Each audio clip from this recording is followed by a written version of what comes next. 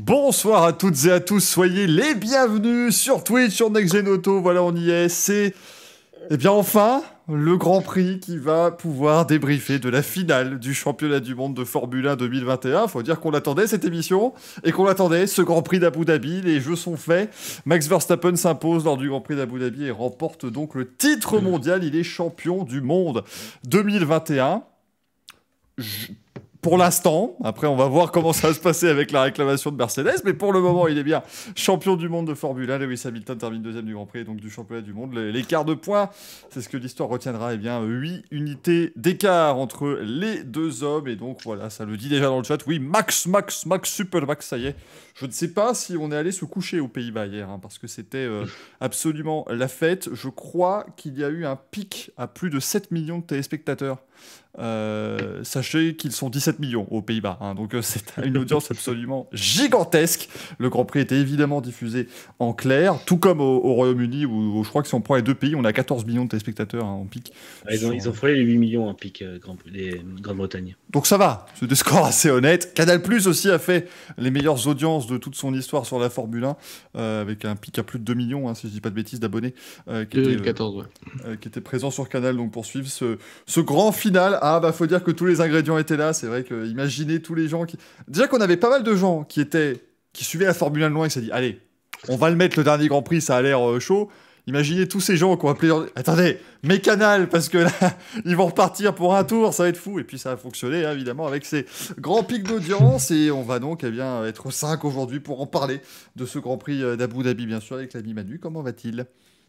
Écoute, ça va, une longue journée, longue soirée hier, mais ma foi, ça va. Ça semble être entériné, même si Mercedes peut encore faire appel, on reviendra dessus. Mais normalement, on a un champion du monde et une équipe championne du monde aussi. Donc, ça aurait pu être pire en termes de dénouement quand même si la finale a été loin d'être parfaite. Ça, c'est sûr, on en reparlera. Rassurez-vous bien évidemment de toutes les décisions qui ont été prises. L'ami Franck est également là et on nous le signale dans le chat. Aurait-il une chemise Lewis Hamilton ? Bien vu. Il y a des connaisseurs. Comment ça va ? Bonsoir Hamilton. Bonsoir tout le monde. Oui, un petit hommage à Lewis, quand même, le grand perdant d'hier. Il faut quand même saluer la performance et quand même reconnaître que c'est bien la chance qu'il a trahi pour une fois.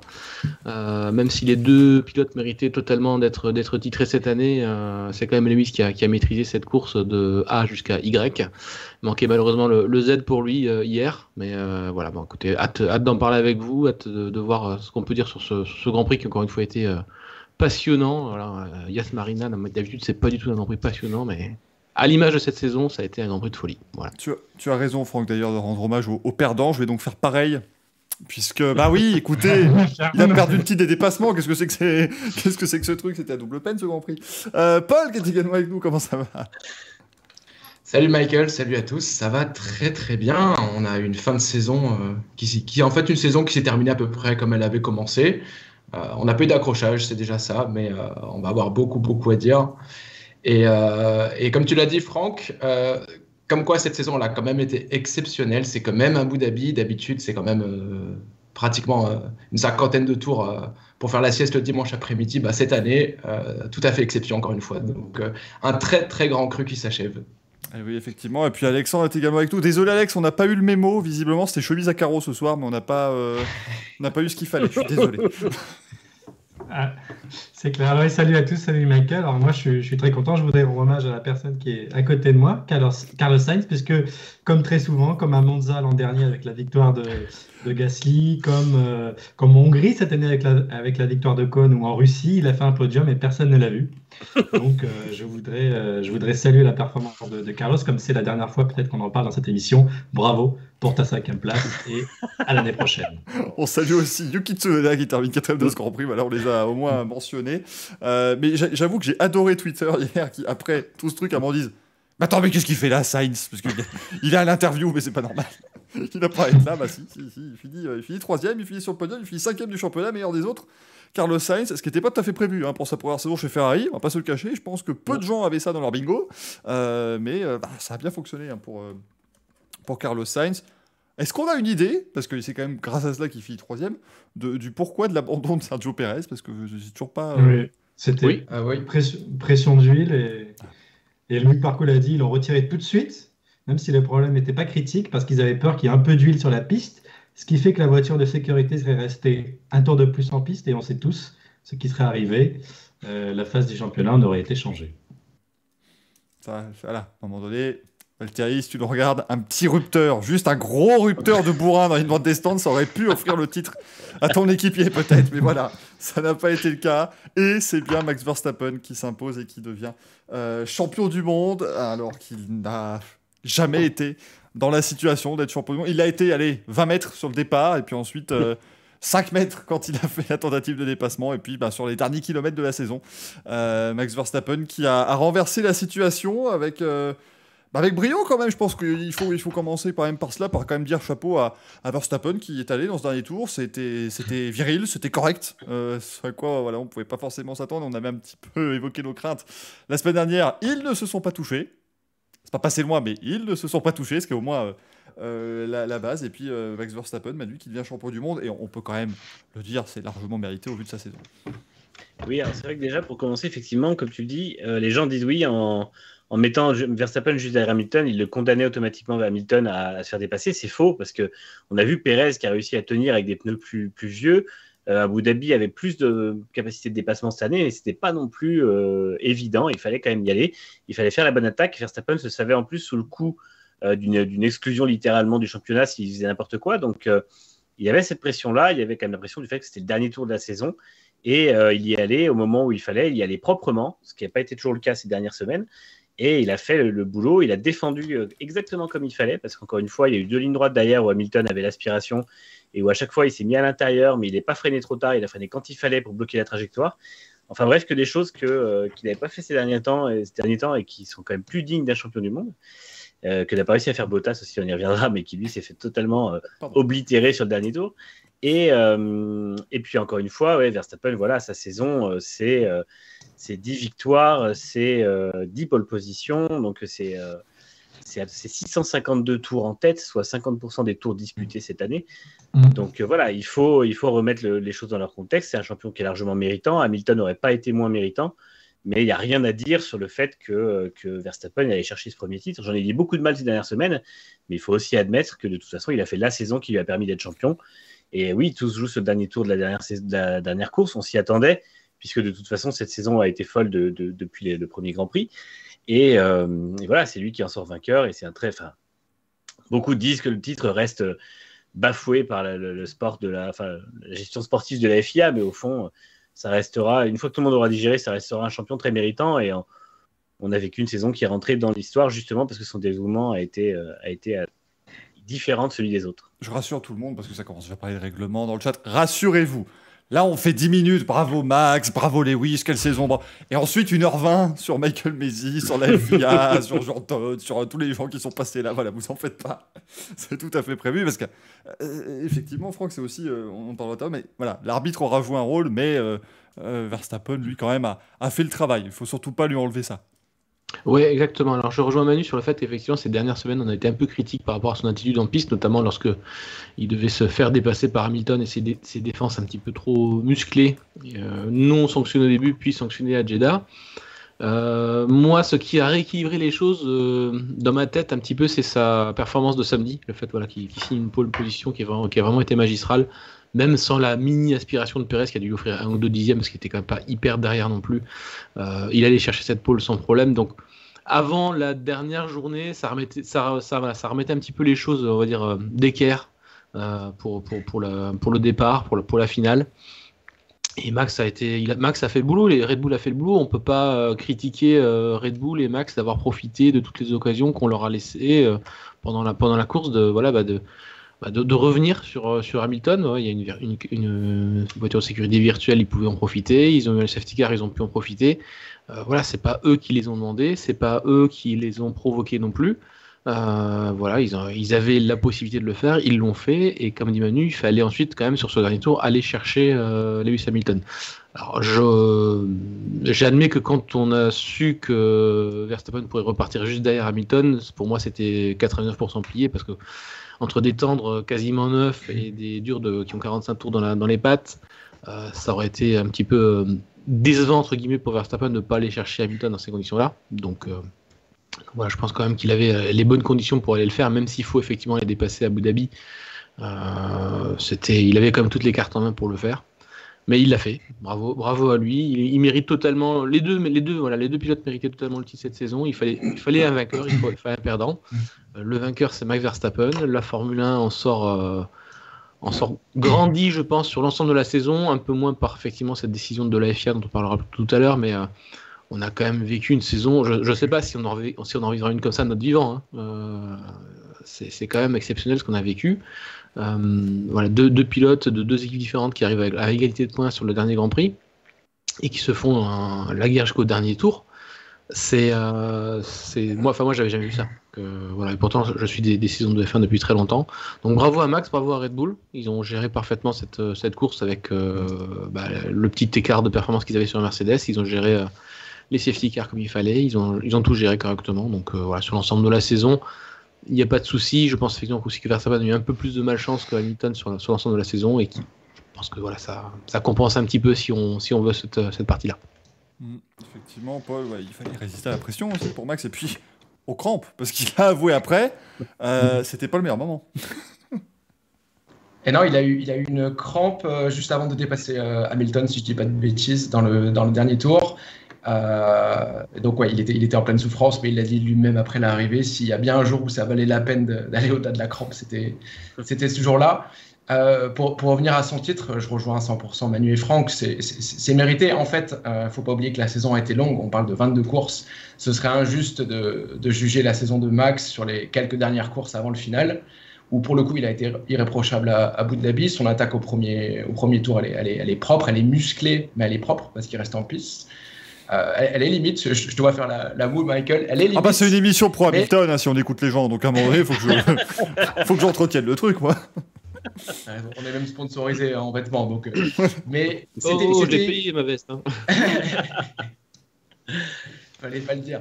Mais c'était viril, mais par rapport à ce qu'on a vu sur les courses précédentes, c'était étonnamment propre finalement. Et voilà, ensuite, à l'image des dernières courses, il avait de toute façon pas la performance et la régulière pour aller chercher la Mercedes. Donc il fallait bien un coup du destin. On reviendra plus tard sur la décision de la FIA, mais voilà, un très beau champion. On l'a répété de toute façon ici dans l'émission, que ce soit Lewis ou Max, ils ont tous les deux piloté à un tel niveau que les deux méritaient. Il n'y a malheureusement qu'un seul gagnant. Finalement, c'est Max. À l'image de sa saison, vous l'avez évoqué, le nombre de tours passés en tête, le nombre de victoires, le nombre de pole position, c'est quand même son année malgré tout. Et en plus, tu le rappelais justement, Franck, il est celui des deux qui a subi le plus de malchance. On pense à la crevaison à Bakou, le strike à Budapest ou encore l'accrochage de Silverstone. C'est lui qui a perdu les gros points. Sans tout ça, qui sait ce qui se serait passé? Il serait peut-être arrivé au Brésil ou je ne sais pas, en Arabie Saoudite avec 40 points d'avance et il n'y avait même pas de débat. Donc le fait qu'il y ait eu un débat, c'est aussi parce qu'il a eu ces moments de malchance. Donc voilà, le fait de résister en fin de saison comme ça, alors que Mercedes est beaucoup plus forte, c'était quand même un sacré coup de chapeau pour lui. Donc voilà, beau champion. Lewis méritait tout autant, mais il y a qu'un seul vainqueur à l'arrivée. Donc il en fallait un, c'est Max. Oui, effectivement, Alex, c'est la bonne conclusion finalement. Il en fallait un, mais voilà, on aurait presque aimé le donner aux deux, mais c'était impossible. Là, c'était vraiment impossible. Ouais, d'autant plus qu'on a vraiment eu dans ce week-end un concentré de tout ce qu'on a vu de meilleur chez les deux.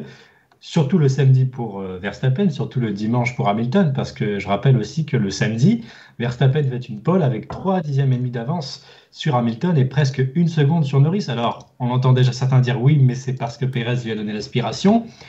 C'est vrai qu'il lui a donné l'aspiration, mais c'était 1 ou 2 dixièmes maximum. C'était très bien fait, mais ce n'était pas non plus très puissant. Donc, même sans cette aspiration, Verstappen avait signé un tour magistral. C'était son tour de Jeddah sans taper le mur à la fin. Alors que pourtant, on l'a vu, que ce soit en essai libre ou en course, c'était bien la Mercedes qui avait la voiture la plus rapide. Et puis, à l'échelle de la saison, donc autant Verstappen a dominé le samedi, autant Hamilton a dominé le dimanche, mais on a vraiment eu un duel incroyable. Et à l'échelle de la saison, ces deux-là ont fait 14 doublés sur 22. S'ils avaient été dans la même équipe, ils auraient caracolé. Verstappen et Hamilton, tous les deux, ont marqué plus de points que Ferrari, chacun. Et si on additionne leurs points, je crois qu'ils ont marqué plus que Ferrari, McLaren et Alpine réunis. Donc ça prouve bien à quel point ils ont dominé l'ensemble de la saison. Ils étaient au sommet de leur art. Ils étaient 45 secondes devant tout le monde, pas à chaque course, mais régulièrement. Donc on a eu, voilà, comme le dit Toto Wolff parfois, pour danser le tango, il faut être deux. Là, c'était un beau tango auquel on a assisté tout le long. Et comme le dit Manjox, il y a eu un doublé cette saison, et c'est McLaren qui l'a chopé. Ce qui est complètement improbable, bien évidemment. Mais moi, j'en ai marre de cette affaire. C'est toujours les deux mêmes devant, voilà, il n'y a jamais de suspense, c'est toujours l'un ou l'autre, c'est insupportable. D'ailleurs, il y avait quelques autres statistiques dans le genre. Ils ont fait donc 18 victoires sur 22, soit 81,9%, 15 pôles sur 22, soit 68,2%, 57% de meilleurs tours avec 12 à tous les deux, et surtout, ils font 53,1% des places sur le podium.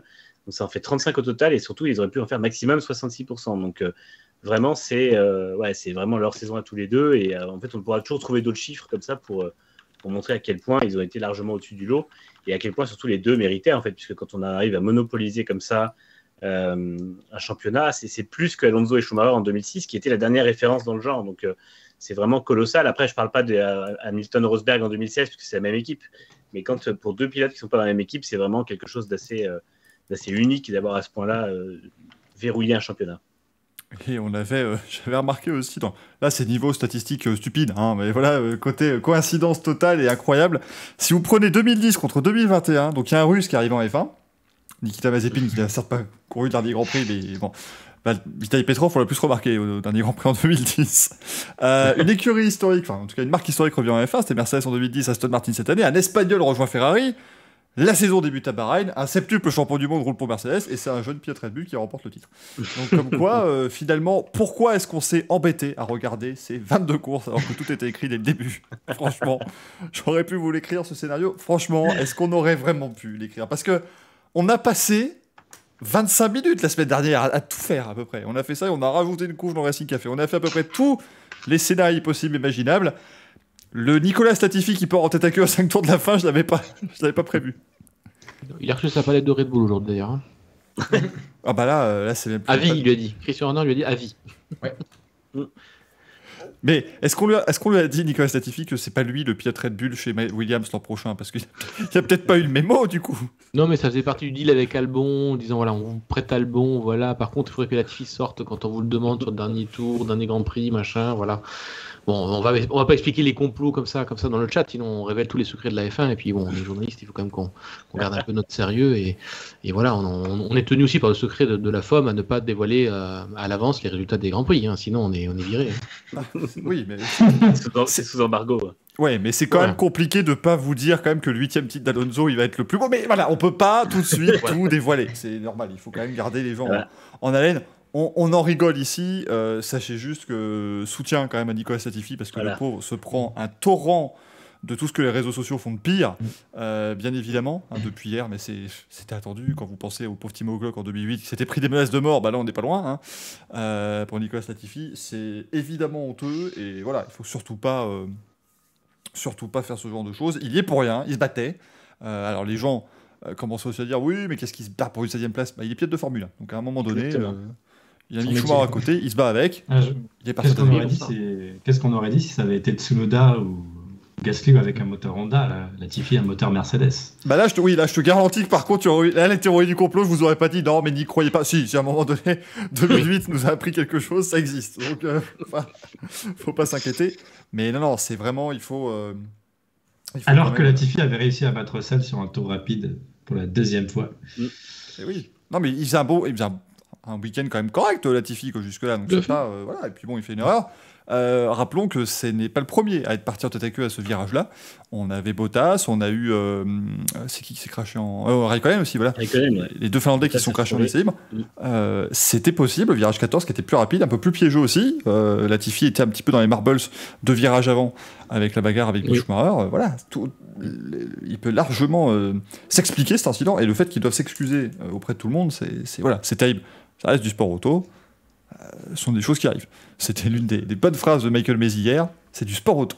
Il avait tout à fait raison à ce moment-là. Là, tout à l'heure, c'était peut-être la seule fois où il avait raison. Mais je veux quand même revenir sur les deux moments forts vraiment entre les deux prétendants au titre de ce Grand Prix. Avec le départ, bon, on a vu donc Paul, effectivement, c'était relativement propre. Le chat a directement brillé en disant oui, il le sort de la piste quand même. C'est vrai que Max vole au plus large possible, disons, dans cette chicane. Ouais, bien sûr, mais on le savait. Lewis le savait. Je veux dire, c'est pas une surprise. Et s'il le fait pas le jour où le titre est en jeu, il le fait jamais. Tout d'abord, quand même, bravo à Lewis qui a pris un meilleur départ en pneu médium. Ça, c'était quand même une petite surprise parce que on craignait plutôt au départ que Lewis perde des places plutôt qu'il en gagne. Et au final, il passe le premier virage en tête. À ce moment-là, je m'étais dit, c'est fini, c'est terminé. Il va creuser l'écart sur Max. Il va lui prendre 1 seconde par tour. C'était pas le cas, il a quand même pris une légère avance, mais bravo pour ce départ en tout cas. Et pour revenir aux incidents, effectivement, ce premier freinage de Max, je suis pas tellement choqué parce que on l'a vu venir à 1000 km. J'étais même surpris que Lewis prenne pas tout de suite l'intérieur en anticipation. Alors il voulait sûrement soigner sa sortie dans l'épingle pour mieux négocier la ligne droite suivante, mais c'était sûr que Max, s'il perdait la tête au départ, il allait tout de suite essayer de se rattraper. De toute façon, il n'avait pas le choix. Il savait que la Mercedes avait beaucoup plus de rythme. Et après avoir raté son départ, sa seule chance de courir en tête, c'était de récupérer la première place au premier tour. Et on l'a vu par la suite, Hamilton tournait la plupart du temps entre 8 et 12 secondes devant Max. Je pense même qu'il était en gestion, c'est-à-dire qu'à aucun moment il était en danger. Et sans le crash de Latifi, ça aurait vraiment été une toute autre histoire. Ça aurait été une victoire magistrale de Hamilton, tout en maîtrise, comme c'est le cas depuis quelques courses.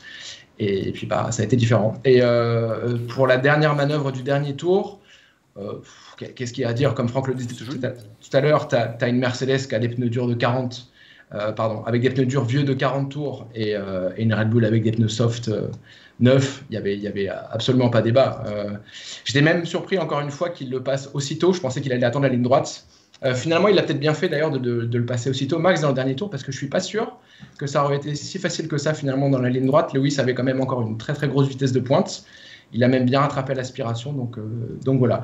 Mais alors, par rapport aux manœuvres qu'on a vues au Brésil et en Arabie Saoudite, j'étais le premier surpris de voir que finalement, c'est sur cette dernière course qu'il aurait été le plus propre, Max. Oui, enfin propre. Il a quand même fait un bon max sur le départ lors du freinage. Effectivement, il y avait un mur, il y avait quelque chose d'autre. Hamilton, il est dedans, quoi. Max nous fait encore du max. Alors pourquoi je pense qu'Hamilton n'a pas été à l'intérieur? Je pense qu'il a retenu les leçons des dépassements passés. C'est que s'il savait très bien qu'il se mettait à l'intérieur, Max aurait coupé tout droit et serait parti devant. Comme Hamilton l'a fait. En fait, Hamilton a simplement rendu le monnaie de sa pièce à ce que Max lui a fait à Jeddah, en disant écoutez, puisque tu me laisses pas passer, puisque tu me bloques, j'ai aucun autre moyen que de couper la chicane, sinon forcément je te rentre dedans si je veux prendre la piste. Je coupe tout droit et puis je ralentis un petit peu après derrière.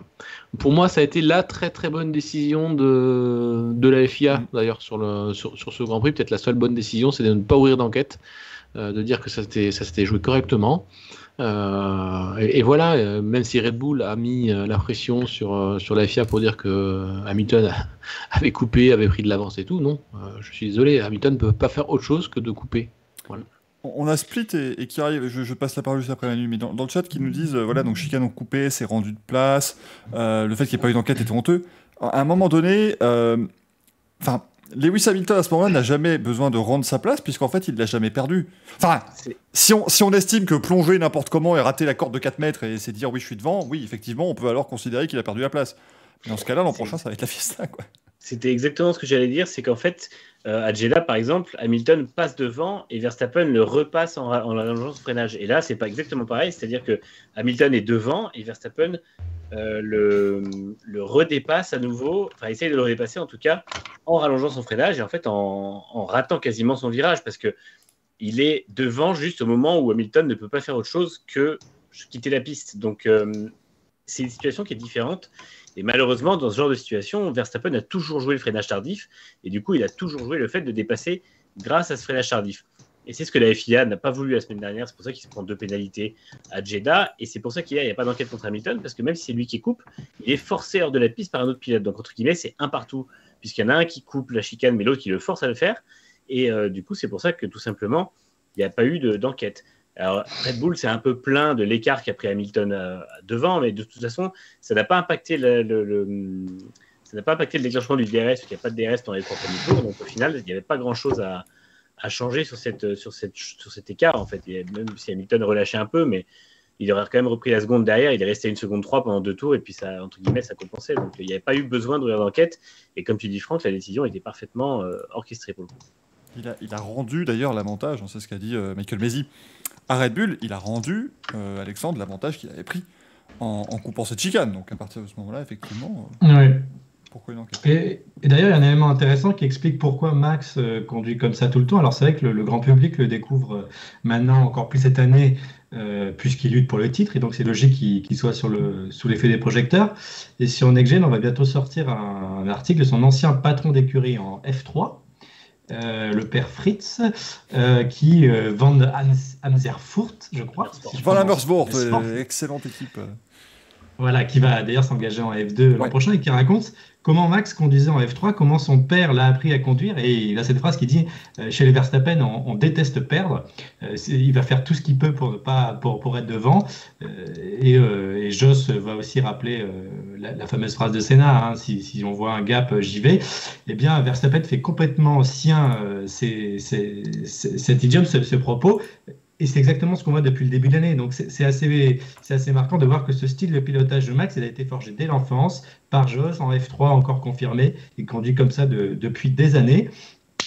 Tant qu'on ne le recadre pas, il continuera à piloter comme ça. Et même si on le recadre, d'ailleurs, je pense qu'il poursuivra de la telle manière parce que c'est ainsi qu'il a toujours piloté. C'est de ce bois qu'il est fait.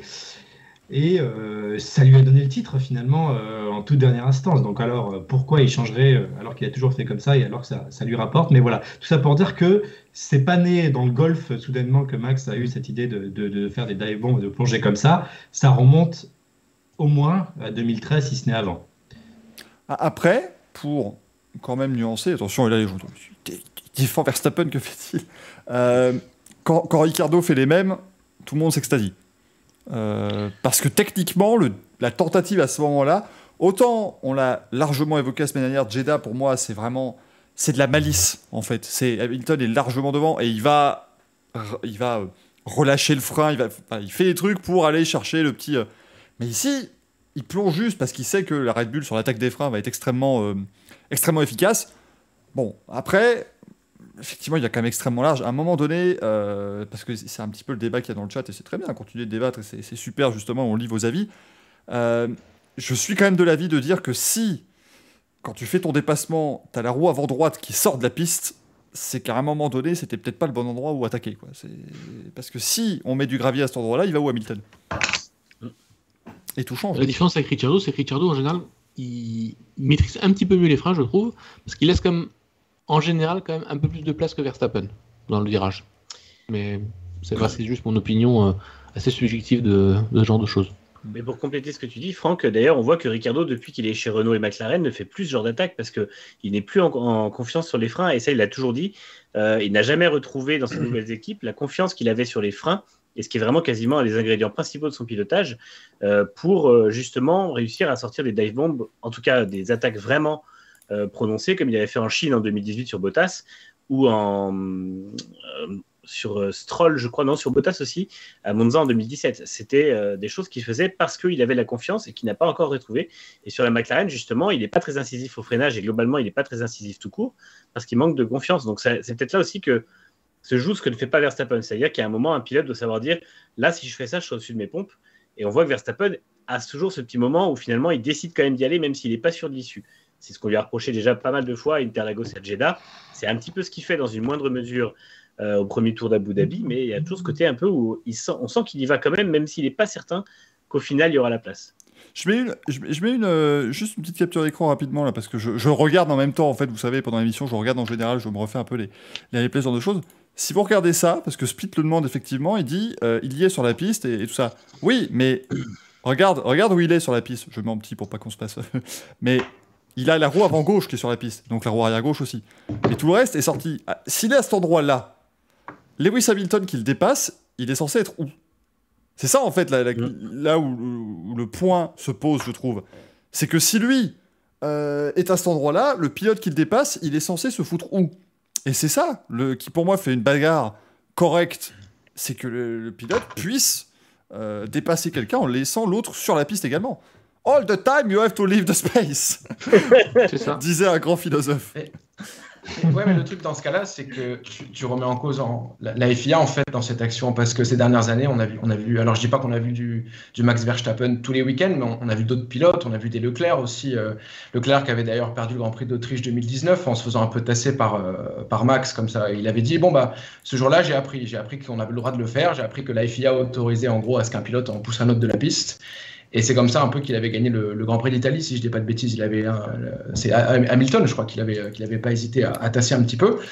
Donc en fait, à ce moment-là, on peut faire le reproche à Max, mais il faut encore et toujours faire le reproche à la FIA. Si c'est autorisé de faire ça, on l'a vu par le passé, il a aucune raison de ne pas le faire, en fait. C'est encore ça, et on l'abordera dans la deuxième partie, mais il va falloir changer des choses dans ce cas-là. Mais c'est pas. Ce que je veux dire par là, c'est que ce qu'on a vu de Max ce dimanche, on l'a vu aussi d'autres pilotes par le passé. On stigmatise beaucoup parce que c'est Verstappen. Oui. Mais encore une fois, on l'a vu de la part d'autres pilotes. Et la conséquence, c'était que si tu es à l'extérieur de la piste et que tu n'es plus sur la piste, en gros, tant pis pour toi. Je dis pas que c'est juste, je dis pas que c'est beau, mais c'est quelque chose qu'on a vu. Mais, oui, alors, Paul, le truc, Paul, c'est que... stigmatisé parce qu'il le faisait systématiquement à toutes les courses, depuis quelques courses. Oui. Mais Paul, aussi, le truc, c'est que en Autriche, dans les mêmes circonstances, quand un pilote en pousse un autre dans le gravier, la FIA légifère immédiatement. On l'a vu cette année lors du Grand Prix. C'est Norris, je crois, qui se prend une pénalité parce qu'il pousse.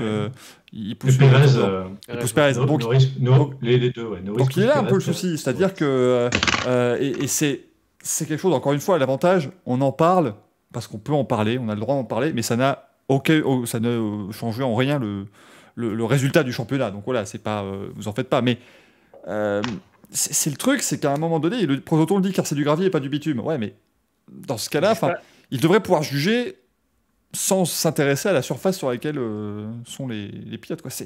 Parce qu'il c'est se complexe. En plus de ne pas prendre en compte la conséquence. Et la surface qui est à l'extérieur, c'est une conséquence. Le fait que le pilote perde du temps parce qu'il est mis dans le gravier, alors qu'il perd moins de temps parce qu'il est mis dans le bitume, normalement, la cause est la même. Il est mis hors piste par son concurrent. Et normalement, la FIA ne prend pas en compte ce genre de détails, entre guillemets, même si du coup, ça n'est pas un. Et on nous dit aussi dans le chat, Hamilton, il avait qu'à freiner et recroiser puisque Verstappen est complètement à l'arrêt. Oui, mais Hamilton, il fait sa zone de freinage aussi. À un moment donné, il peut pas piler, s'arrêter, laisser Verstappen faire n'importe quoi. Enfin, les enfants, soyons honnêtes et soyons quand même corrects 2 minutes. C'est littéralement au moment où Verstappen attaque, Hamilton est dans sa zone de freinage. Il met un petit coup de volant à gauche parce qu'il se rend compte, il s'y attend pas. Parce que je suis désolé, les gens qui disent que qui s'y attend. Non, à un moment donné, c'est-à-dire que, désolé, j'ai l'impression que je fais le débat contre le chat, rassurez-vous, c'est pas, mais je trouve que c'est intéressant, mais Hamilton freine avec 20 mètres d'avance. Il met split, il freine 20 mètres avant Max. Oui, mais Verstappen finit quasiment hors piste, donc à un moment donné, il n'a pas pris son virage correctement non plus. Et on est au départ. Et puis, il freine trop tard. Il y a un côté stratégique et psychologique parce que Verstappen étant tendre, il s'est dit j'ai plus d'adhérence que Hamilton donc je peux freiner un peu plus tard et surtout je dois absolument le dépasser parce que si je reste derrière lui en tendre, je vais vraiment défoncer mes tendres et ça va ruiner ma stratégie de course. Et d'ailleurs c'est ce qui est plus ou moins arrivé. Donc il y a aussi ça qui a encore plus poussé Max à se précipiter pour dépasser Lewis. On nous dit pourtant le croisé des croisés ça existe en F1, mais dans ce cas très précis, regardez les images, Hamilton à part se garer et réaccélérer comme un bourrin dans Fast and Furious c'est impossible à ce moment-là. Je veux dire, surtout que au point de corde, ils sont à ça de se toucher. Donc, c'est à un moment donné, il faut être honnête. Le croisé des croisés ne fonctionne pas quand un pilote attaque de trop loin derrière et attaque trop fort. En fait, le croisé des croisés fonctionne quand un pilote est déjà en train d'amorcer sa manœuvre avant le freinage et la termine devant. C'est-à-dire que le pilote qui à ce moment-là est en train de se faire dépasser décide d'abandonner le freinage pour gagner en motricité. Ça, c'est la règle vraiment typique de la bataille comme ça. Mais quand un pilote a plus d'une longueur d'avance de la voiture et que c'est juste l'autre à côté derrière qui a certes de meilleurs pneus et qui freine plus tard, voire un peu trop tard, qui vient à sa hauteur, Hamilton a déjà amorcé son virage, donc il ne peut pas ensuite freiner et repartir derrière et décroiser. Ça, c'est pas possible. Ça aurait été possible si Verstappen était plus près et qu'il appuyait juste un peu plus son freinage. Là, il tente un freinage qui n'est pas le même qu'Hamilton, donc c'est pour ça qu'Hamilton ne peut pas manœuvrer comme ça. On a One 1982 qui dit il n'a pas du noce. Bah oui, non, mais effectivement, ça après, mais chut. Encore là aussi, on vous a dit tout à l'heure, nous on est dans le secret des dieux. Voilà, le fait que Hamilton ait 3 turbos sur sa voiture, c'est encore un truc qui n'est pas, ce sera dévoilé dans Netflix dans la saison 4 de Drive to Survive, vous en faites pas évidemment. Et au Brésil, on avait 9. C'est ça, voilà. Au Brésil, le moteur il faisait 2300 chevaux. Peut-être pour ça qu'il avait un petit peu plus de vitesse de pointe, voilà, je ne sais pas. Après, Mais il était légal. Mais c'était totalement légal. Mais C'est Ferrari qui est passé l'astuce, il paraît. le moteur de Ferrari en 2019, c'était le moteur que vous avez dans les muscle cars américains avec la grosse truc d'admission qui sort devant. C'est tout à fait la même chose en fait. On vous le dit, hein, c'est pour ça. À un moment donné, on connaît, nous sommes des connaisseurs.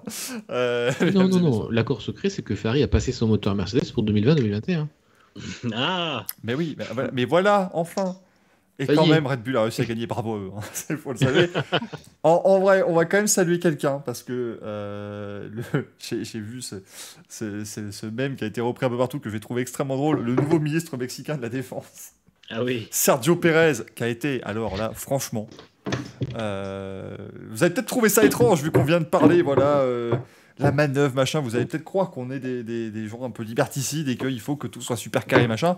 Moi, j'ai trouvé que ce qu'a fait Pérez était extraordinaire. Dans les limites, en plus, de la lettre du règlement, il n'a jamais mis en danger Hamilton, il n'a jamais été... Enfin, Hamilton a dit que c'était dangereux, mais bon, il a raison de le faire à ce moment-là. Mais honnêtement, Alexandre, Sergio Pérez, je ne sais pas ce que tu en as pensé, mais ça a été extraordinaire. Il fait perdre 6 secondes en un tour à Lewis Hamilton. Oui, c'est vrai que là, on est tous, même plus, mais je crois même plus que 8, on a tous une grande admiration pour Pérez, ce qu'il a fait. Et comme Verstappen l'a dit, c'est une légende, hein, il l'a dit même à la radio pendant la course. Mais autant, en ce moment, c'est plutôt l'admiration pour ce qu'il a fait qui ressort, autant c'est un gros stress sur le moment, parce qu'on s'est tous dit, si Pérez frappe Hamilton, qu'est-ce qu'on va pas entendre comme polémique? Et on se mettait aussi à la place d'Hamilton qui devait dépasser Pérez. Alors Hamilton, elle dit lui-même que c'était un pilotage dangereux de Pérez, qui était simplement dangereux pour son titre mondial, j'ai trouvé. Mais sur le coup, il y a eu beaucoup de stress et ensuite vraiment l'admiration pour ce qu'a fait Pérez. On a tous vu l'utilité du coéquipier de Max Verstappen ici pour relancer totalement la course. On a vu aussi l'utilité de l'autre coéquipier dans l'autre voiture gagnante. On pourra peut-être en parler. Il était Mais en 9e tout à ce cas, moment-là, quasiment. c'est ça. Mais parce qu'une autre voiture Honda retenait une autre voiture Mercedes, en l'occurrence Tsunoda, je crois, une bonne partie. Et donc voilà, en tout cas, Sergio Pérez, c'était pas la première fois. Je crois que c'est Manu qui a dit que les plus belles batailles finalement d'une Red Bull contre Hamilton, c'était pas Verstappen qui les avait faites, c'était Pérez. Et voilà, il va pouvoir développer dessus, mais pour moi vraiment, j'ai été. On s'est tous demandé comment il avait fait pour résister autant de temps avec ces pneus tendres qui étaient défoncés. Certes, c'est Pérez, mais il avait aussi des pneus tendres. Alors peut-être qu'il y avait aussi un peu plus de prudence pour Hamilton, ce qui pouvait se comprendre. Oui. Mais en tout cas, chapeau. Pérez a montré à Bottas ce que Bottas aurait dû faire pendant la saison, quoi. Simplement. Voilà. Exactement. C'est exactement ça. Je crois, alors Hamilton, moi, j'ai l'impression qu'il était vraiment dans la situation de Nico Rosberg en 2016, rappelez-vous, dans ce même Grand Prix d'Abu Dhabi, quand il doit dépasser Verstappen. Ce dépassement où tu sens qu'il est pas serein parce qu'en même temps, il doit se dire, je dois le dépasser parce que c'est crucial pour ma course. Et si je le touche, mon titre s'envole. Et c'est vraiment la pire situation. On l'a vu Hamilton. J'ai en mémoire cette image avant la nouvelle épingle où il se décale, puis il freine. Il était complètement fébrile à ce moment-là. Et on peut le comprendre, parce qu'il pouvait, il a peut-être cette peur aussi de ce qu'on appelle du dirty play un peu de la part de Sergio Pérez, qui a été finalement extraordinairement propre. Et je suis pas d'accord avec So Bright and Delicate qui nous dit, dans le chat, ce fait de course n'a strictement aucune influence pour la suite. Ah si. Si il ne se passe pas ça, il s'arrête lors de la virtual safety car.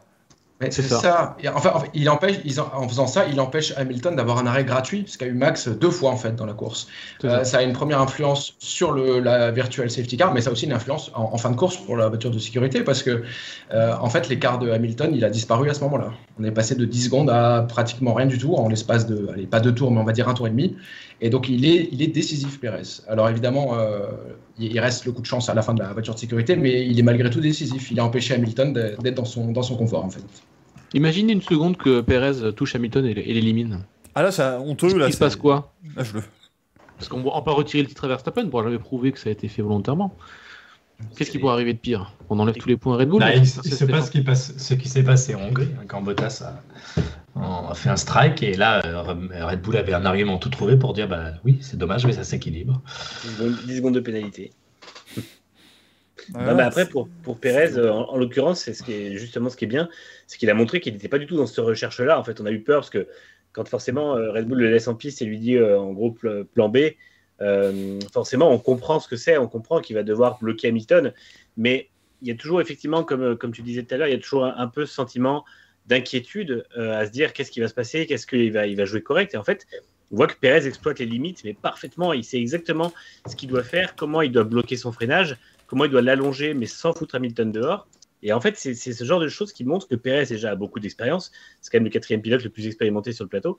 Et à la fois qu'il a cette gestion des pneus et cette gestion globalement d'un pilotage très équilibré entre un aspect incisif et toujours ces manœuvres assez douces avec la voiture qui font que jamais il va être au-delà de sa voiture, jamais il va être au-delà de sa capacité. Et justement, il va pouvoir défendre. Et hier, déjà, on arrive quand même, c'est au 18e tour. Donc normalement, Pirelli dit au bout de 20 tours, les pneus soft doivent être changés. Lui est au 18e tour et se paye le luxe en fait de ralentir Hamilton pendant un tour et demi, 2 tours. Et surtout de le ralentir, mais pas qu'un peu. C'est-à-dire qu'il faut un tour en 1,34 et 1,35. Là où Verstappen est en 1,28 à ce moment-là, je crois. Et je pense que Verstappen a dû halluciner en les voyant devant, en fait, parce qu'il n'a pas dû comprendre comment c'était possible. Et vraiment... Vas-y, Alexandre. Non, juste on voit que c'est ce qui est ironique avec Pérez, qu'il a été plus propre avec Hamilton qu'avec Ocon, son ancien coéquipier. Ouais. Non mais le truc c'est que il le retient 2 lignes droites de plus. Verstappen est à côté d'Hamilton. C'est vraiment pas passé loin. Et dans la F1 moderne, avec les pneus qui ont un différentiel gigantesque, avec le DRS, avec tout ce que c'est hallucinant pour moi qu'il soit resté devant. Il a été plein de roublardises, mais de roublardises correctes. C'est-à-dire qu'il a juste utilisé toutes les ficelles possibles pour garder Hamilton derrière lui sans, pour moi, à un moment donné, vraiment dépasser la ligne. Alors oui, on peut commencer à dire il dépasse hors piste quand il reprend la ligne droite. Oui, mais ça, à un moment donné, ils mettent du tarmac, c'est bon, quoi. Pour moi, il n'y a pas de... Mais c'est nickel, quoi. Pour moi, c'est là où il a exactement été le très... Vas-y, Paul. Ouais, pardon Manu. Non, je voulais juste te dire rapidement, Pérez, là où il a été très intelligent, c'est dans le secteur 3, en fait, un secteur où c'est impossible de doubler.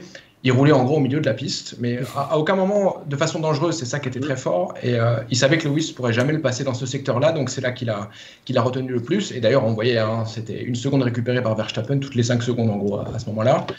Et deuxième chose que je voulais dire sur Pérez, on parlait qu'est-ce qui se serait passé s'il y avait un accrochage. J'ai beaucoup aimé ce qu'il a dit après la course, où en gros il déclarait que il n'aimait pas faire ce qu'il avait fait, mais que son équipe lui avait demandé, donc il le ferait pour son équipe, mais il déclarait quand même, c'était pas une façon de présenter des excuses à Lewis, mais il disait en gros, je sais qu'il comprendra, je le faisais pour mon équipe, et en gros si c'était à refaire, je le referais. Mais on a senti qu'il n'était pas à l'aise de faire ça non plus, de bloquer volontairement concurrence. Il comprendra d'autant plus Hamilton qu'il a fait la même chose en 2016. Ouais, c'est exactement ce que je voulais dire, il n'a pas à râler.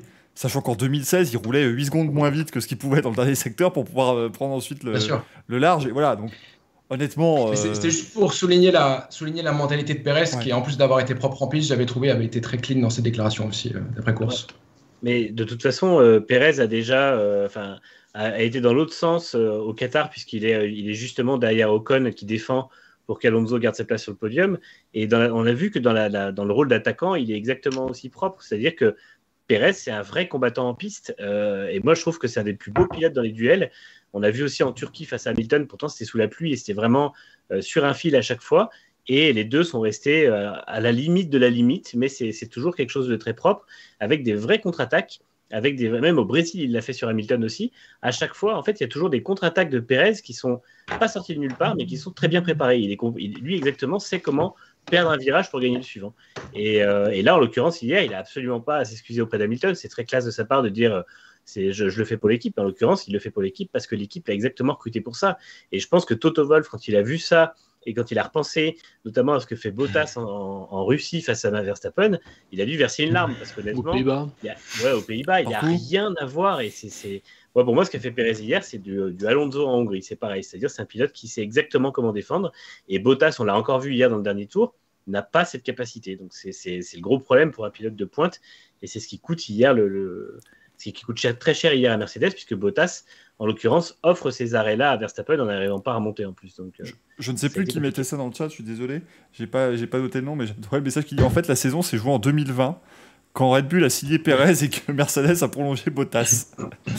et finalement, C'était un petit peu drôle parce que toute l'année, on a dit que les deux n'avaient finalement pas voix au chapitre dans cette lutte. Hein, ils étaient totalement dépassés, que ce soit Pérez ou que ce soit Bottas. Puis finalement, dernière course, ils sont quand même. L'un des deux s'est rappelé au bon souvenir de tout le monde et a dit écoutez, moi je suis quand même dans l'autre Red Bull et je vais aider mon équipier. Non, la saison elle s'est jouée en 1886 quand Carl Benz a déposé un brevet de voiture avec la calèche à moteur. C'est joué quand Dieter Mateschitz a créé Red Bull en volant le truc en Thaïlande. Ça devient un truc absolument incroyable. Vous savez. Et quand les parents de Nicolas Latifi se sont rencontrés aussi, du coup. Et oui. Et quand on a inventé la Ford Model T, la première voiture produite à grande échelle. Tu ressors tous les trucs où le. Tout simplement. J'avais pensé peut-être que je ferais ça, mais j'avais pensé faire le troll, vous savez, faire une vidéo où c'est joué le titre, machin, et je lui dire à Abu Dhabi, voilà. Parce que c'est factuel. Là, par contre, le titre, c'est joué là. Hein. C'est joué dans le dernier tour de la saison. Parce que voilà, effectivement, Max Verstappen qui dépasse. On avait Brésil 2008 comme référence, mais là, je pense que c'est réellement du jamais vu. On a les deux prétendants au titre qui se sont dépassés dans le dernier tour du dernier Grand Prix de la saison pour jouer et décider qui va être champion du monde. C'est quand même assez incroyable comme affaire. On pas mieux. Et bah là, ça et en plus pour la victoire de la course. Et pour la victoire de la course en plus. Parce que là, c'est vrai que la FIA, Liberty Media, ça fait une semaine qu'ils nous vendent le winner takes all, machin. Bon bah voilà, effectivement le vainqueur a pris le titre. Moi ça a fonctionné. Le rendez-vous dans les virages de Canal aussi, très joli. Ouais. Oui bah oui, ça a failli se jouer dans le dernier virage. Voilà, il reste plus que ça maintenant. C'est que comme disait Paul, c'est aussi Comme disait Paul, c'est aussi la victoire qui s'est jouée dans les tours et c'est arrivé qu'une fois en 10 ans. La dernière fois c'était Autriche 2016 entre Hamilton et Rosberg, donc on a vraiment tout eu. Et c'était plus propre qu'Autriche 2016 parce que l'Autriche fut très clairement, ce fut une catastrophe absolue. Mais voilà, c'est quand même la chose qu'on n'avait pas forcément prévue. Mais cette saison était tellement folle qu'il fallait certainement que ça se termine comme ça. Et au final, c'était donc dans ce dernier tour. Et alors, beaucoup ont critiqué un petit peu Lewis Hamilton dans un des tours en disant mais pourquoi il défend pas sur Verstappen à ce moment-là mais en fait, s'il défend, s'il se met à l'intérieur à cette épingle-là, il réaccélère moins bien. Verstappen fait une bouchée de lui dans la ligne droite qui suit. Et il peut pas. Il a perdu le titre à ce moment-là. Alors qu'ici, il laisse Verstappen prendre l'intérieur, il se positionne pour mieux ressortir dans la ligne droite qui suit et donc prendre l'aspiration, il se met à l'extérieur. Ce qui lui permet de. Vous voyez, on en parlait tout à l'heure, de croiser la trajectoire de Verstappen. Là, ça s'est passé comme ça. Verstappen prend la corde, mais il va un petit peu large parce qu'il freine sur l'intérieur. Hamilton croise et tout, et ça lui permet d'arriver côte à côte dans le grand virage à gauche. S'ils avaient mis du banking, peut-être que l'issue du championnat aurait encore été différente, qui sait. Sauf que ce virage, il a pas du tout été à la hauteur des attentes. Faut quand même le dire. Ils nous vendent Zandvoort et on arrive avec ce truc tout plat, c'était un peu surprenant. Alors qu'à Jeddah, c'était bien le virage du bout de circuit qui était banqué, justement, il était pour le coup assez incliné, moins qu'à Zandvoort, mais c'était quand même intéressant. On a vu des beaux dépassements, notamment de Tsunoda à l'extérieur sur le terre.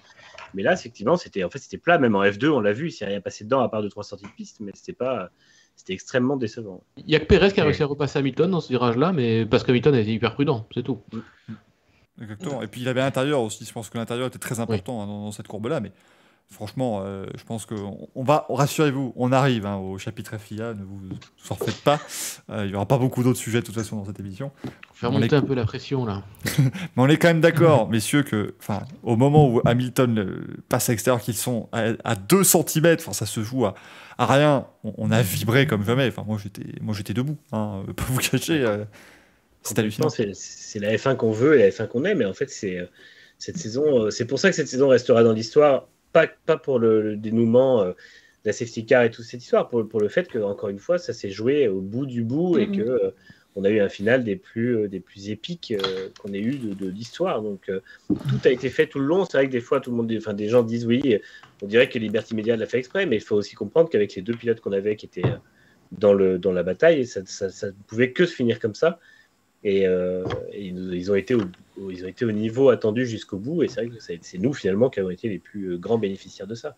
Moi, je sais pas vous, mais en fait moi c'est moins une excitation que vraiment l'incrédulité qui a pris le pas, parce que la course elle a été relancée comme ça directement et c'est arrivé trop vite pour vraiment qu'on réalise tout ce qui était en train de se jouer. Donc c'est vrai que oui, il y avait beaucoup d'excitation, mais il y avait un côté de se dire c'est pas possible. La réalité n'est pas réaliste, on n'est pas en train de vivre. Donc il y avait, quand Verstappen vraiment est passé devant, on dit mais voilà, ça arrive. Il y avait vraiment un côté bouche bée, incrédulité, je pense, qui est cas, chez moi, sur le moment, c'est ce qui a pris le dessus. Moi, c'était un peu avant, malheureusement. C'est quand on a autorisé les voitures à se dédoubler nouveau et reprendre le tour de retard. Ouais. Je me suis dit que c'était cuit pour les bis. Ouais, on va en parler. Voilà, on va mettre les pieds dans le plat. Hein. Voilà. On va y aller. Est-ce qu'on est 2000 sur en live là? Pas encore 2000? Oui, voilà. Voilà, 2000, on vous laisse. parlera. Tant qu'on n'est pas 2000, on parle pas de Michael Messi. Ah, vous débrouillez. Voilà. Moi, je peux vous faire 25 minutes sur la course de Lance Stroll, si vous voulez. On n'a rien à faire, moi. Ah bah, c'était son centième. C'était son centième. Ouais. Prix. On n'en a pas assez parlé. Alors, on en parle. Déjà 100. Non, mais c'est le chiffre. En fait, il est déjà à 100 Grands Prix. C'est fou. En même temps, oui, 100 Grands Prix aujourd'hui, ça va être. Dans les saisons à venir, ça va être quoi 3 saisons à peu près. Avec les 35 courses que nous mettra Ross Brown chaque année. Ça va être formidable. D'ailleurs, Ross Brown, qui donc, risque fort de quitter son poste en 2022. Moi, je ne sais pas qui ils vont mettre à la place dans le rôle de Jacques Martin. Mais bon, écoutez, il faut évidemment maintenant parler de la FIA parce que on avait. Je pense honnêtement qu'on avait évoqué l'accrochage entre les deux sans jamais réellement y croire, en disant allez, comme ça au moins on avait couvert toutes les bases, mais il y avait quand même un scénario où on était tous d'accord pour dire qu'il ne fallait surtout pas que ça se passe comme ça. C'est un scénario où l'arbitre venait prendre une décision, venait jouer partie prenante dans le scénario, et très honnêtement, début de course, quand Verstappen attaque, je sens venir le truc de ça y est. La FIA va prendre une décision, bon, c'est à tout début de course, donc ça peut ne pas avoir une incidence folle, mais ça y est. Et en fait, finalement, let them race, machin, Michael Messi qui réussit en plus à recevoir les jérémiades de tous les côtés, qui dit non, taisez-vous, merci, hop, on continue la course. Formidable. Bon, la VSC prend déjà un petit peu de temps à se mettre en route, mais ça, après, bon, voilà, c'est la FIA moderne, faut pas s'inquiéter. Et donc, fin de course, safety car déployé suite à l'accident de Nicolas Latifi. La mission est d'accord, il n'y a rien à dire. Il est évident de devoir mettre une voiture de sécurité à ce moment-là. Il n'y a aucun problème là-dessus. Bon. On est tous d'accord. Ce que dit le règlement, Manu. Là, je fais appel à mon homme, à mon bras droit, littéralement. Voilà, il est à droite. L'homme du règlement, parce que là, il faut que ce soit Il est précis. plus compétent que Qu'est-ce que dit le règlement au niveau des pilotes à un tour, de tout ce qui se passe? Le règlement, c'est très clair. L'article qui a justement sorti Mercedes, le 48-12, c'est que tous les pilotes... en fait, c'est tout pilote doit se dédoubler, en gros, pour laisser seuls les pilotes qui sont dans le tour du leader. Donc, et le problème, c'est ce sur quoi, en partie, a joué Red Bull, c'est que c'est marqué tout pilote et non pas tous les pilotes. Du coup, c'est ce qu'ils ont sorti comme un de leurs arguments, en tout cas. En fait, Michael Massey a son 49.3, lui, qui s'appelle l'article 15.3, où il a toute liberté effectivement, de déployer ou de retirer la safety car comme il en a envie, selon les circonstances de la course. Ouais, parce que normalement, les voitures à un tour sont censées dépasser, venir se mettre derrière la file des voitures, et une fois que la file est reconstituée, c'est à ce moment-là qu'on peut envisager de redémarrer la course, de dire cette car rentre à ce tour-là. Si on suit la logique, entre le temps qu'il faut pour dégager la Williams de Latifi, faire passer tous les retardataires, attendre qu'ils se mettent au bout du peloton et relancer la course ne doit jamais être relancée. C'est, à mon avis, une partie de ce sur quoi Mercedes joue quand il n'arrête pas Hamilton. Et puis, il y a un autre élément à lire, aussi la décision des commissaires qui a été publiée. C'est le paragraphe Race Director's Evidence, où il est écrit noir sur blanc que le directeur de course a considéré qu'il a priorisé ces voitures qui devaient se dédoubler parce que sinon elles pourraient interférer dans la course entre les leaders. Donc c'est marqué noir sur blanc dans la décision.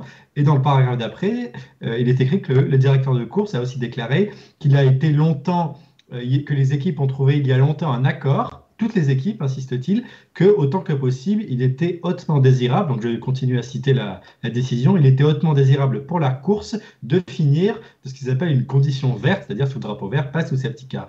Donc il est écrit noir sur blanc qu'il n'y avait pas que le règlement, il y avait aussi l'esprit du règlement, il n'y avait pas que la lettre du règlement, il y avait aussi son esprit, et cet accord, qui ne figure dans aucun règlement, mais qui aurait été verbal, un gentleman agreement, qui aurait été dit il y a longtemps. Il dit, c'était pas juste avant la course, c'était, je sais pas, on imagine peut-être qu'il y a 4 ans, qu'une course devait le règlement devait d'une part prioriser les leaders, une sorte de règlement spécial de traitement de faveur, et d'autre part finir la course sous drapeau vert. Donc, ces deux éléments, certains disent peut-être qu'il a pensé au leader, peut-être qu'il a pensé à finir la course au drapeau vert. C'est vrai, c'est écrit dans la décision des commissaires noir sur blanc. Ça n'a pas été toujours le cas, parce que je rappelle qu'en 2012, 2 tours avant la fin, Di Resta s'était craché violemment. Et on n'avait pas eu la toute fin d'un duel à distance entre Vettel et Alonso. Alors certes, c'était 2 tours avant et non pas 3-4 tours avant, mais il y avait autant de matière à finir la course sur safety car. Donc oui, très clairement, il y avait un traitement de faveur pour les leaders et un traitement de faveur pour finir la course sous drapeau vert.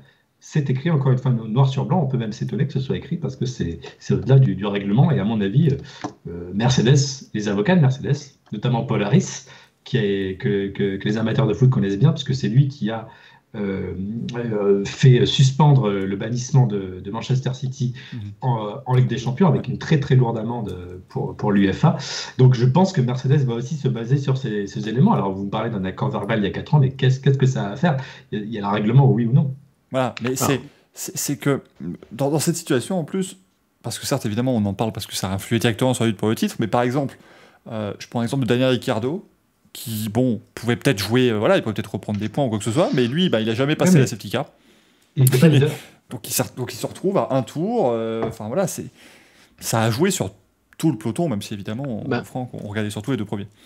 Alors moi j'ai 2 problèmes avec cette décision-là, c'est qu'effectivement, on a favorisé le show, du coup, clairement, par rapport au règlement et à la sécurité. Pourquoi on autorise Hamilton et Verstappen à avoir une lutte sur le dernier tour et pourquoi pas Sainz aussi, pour être aussi libéré des voitures qui étaient devant lui, puisque lui aussi il a vouloir attaquer Verstappen. Qui l'aurait empêché d'aller attaquer Verstappen? Voilà, donc moi en fait mon gros problème, c'est pas tellement la safety car ou le fait qu'il y ait des voitures qui soient des doubles, parce que le règlement autorise effectivement à les faire dépasser. C'est qu'effectivement, il n'y a qu'une partie des voitures qui ont été autorisées à être dépassées. Mais l'autre problème pour moi, et c'est là-dessus que j'attends encore l'explication de Michael Masi, et Michael Masi n'a pas fait son débrief traditionnel de fin de course, c'est pourquoi il y a eu une première décision qui dit les voitures ne se dédoublent pas, elles restent comme ceci. Elle reste dans cette position-là. On relance à ce moment-là comme ça, et tant mieux. Ça fait un petit challenge pour Max aussi. Max, il a l'avantage des pneus rouges. Il peut passer les 3-4 retardataires. Disons, il va peut-être prendre 1 ou 2 lignes droites pour les passer, parce que les pilotes devant lui savent quel est l'enjeu, et ça se passe sur le 2e tiers et le 3e tiers du circuit. Ouais. Mais non, on n'a pas eu ça du tout. On a favorisé le show, clairement.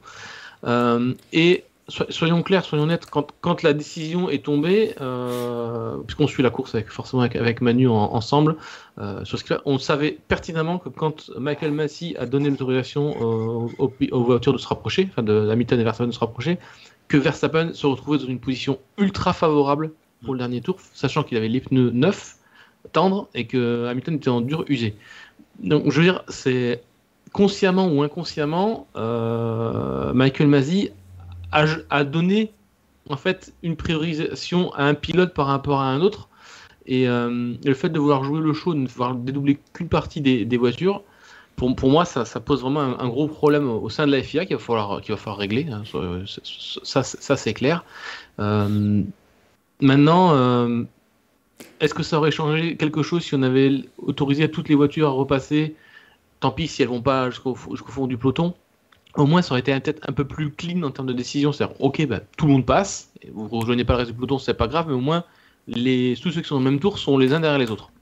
Et en ce moment-là, effectivement, tous les pilotes étaient dans la même condition pour attaquer le dernier tour. Mais encore une fois, oui. Non, mais là, c'était 2 décisions contradictoires, plus quand la décision était prise, elle n'était pas complète. Donc pour moi, la FIA doit s'expliquer là-dessus.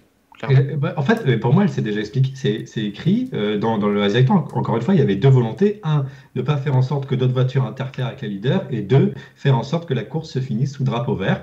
Et pourquoi est-ce qu'il a changé d'avis? Mais c'est aussi un leader. Non, avec les leaders pour le titre. Bah oui, mais ça c'est pas. Ils sont pas censés jouer comme ça. Sinon, on fait comme dans Cars et on fait une finale avec les 2. Et puis les autres, on les enlève tous, et puis comme ça, ils font juste leur tour de circuit. Non, mais Franck, tu suis exactement ce que... je dis pas que c'est fondé, je dis que c'est vraiment les explications données par la FIA. Et à mon avis, il a dû se dire, en fait, j'ai pas le temps. Le fait de vouloir finir la course au drapeau vert a d'abord pris le pas sur toute autre chose. Donc c'est pour ça qu'il a dit, bah voilà, les voitures n'ont pas le temps de se dédoubler, donc on va relancer la course comme ça. Puis ensuite, il a réalisé qu'il pouvait satisfaire la deuxième exigence ou la deuxième possibilité, c'est-à-dire faire en sorte que d'autres voitures n'interfèrent pas, qu'il pouvait faire les deux à la fois, alors qu'il pensait qu'il pouvait faire que la première. Et c'est pour ça qu'il a changé d'avis. Il a réalisé qu'il avait le temps pour réaliser ces deux exigences, le drapeau vert et aucune voiture qui n'interfère avec les leaders. Et à mon avis, c'est ça qui explique d'une part pourquoi que les deux leaders ont eu le droit d'être l'un derrière l'autre, et d'autre part, ce changement d'avis. Honnêtement, qu'on favorise le spectacle, c'est discutable, mais à la rigueur, bon, je le comprends, voilà, bon, ça, je peux l'entendre.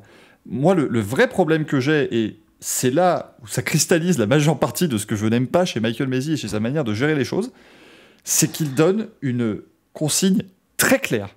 Il y a le message qui s'affiche, les voitures retardataires ne passeront pas.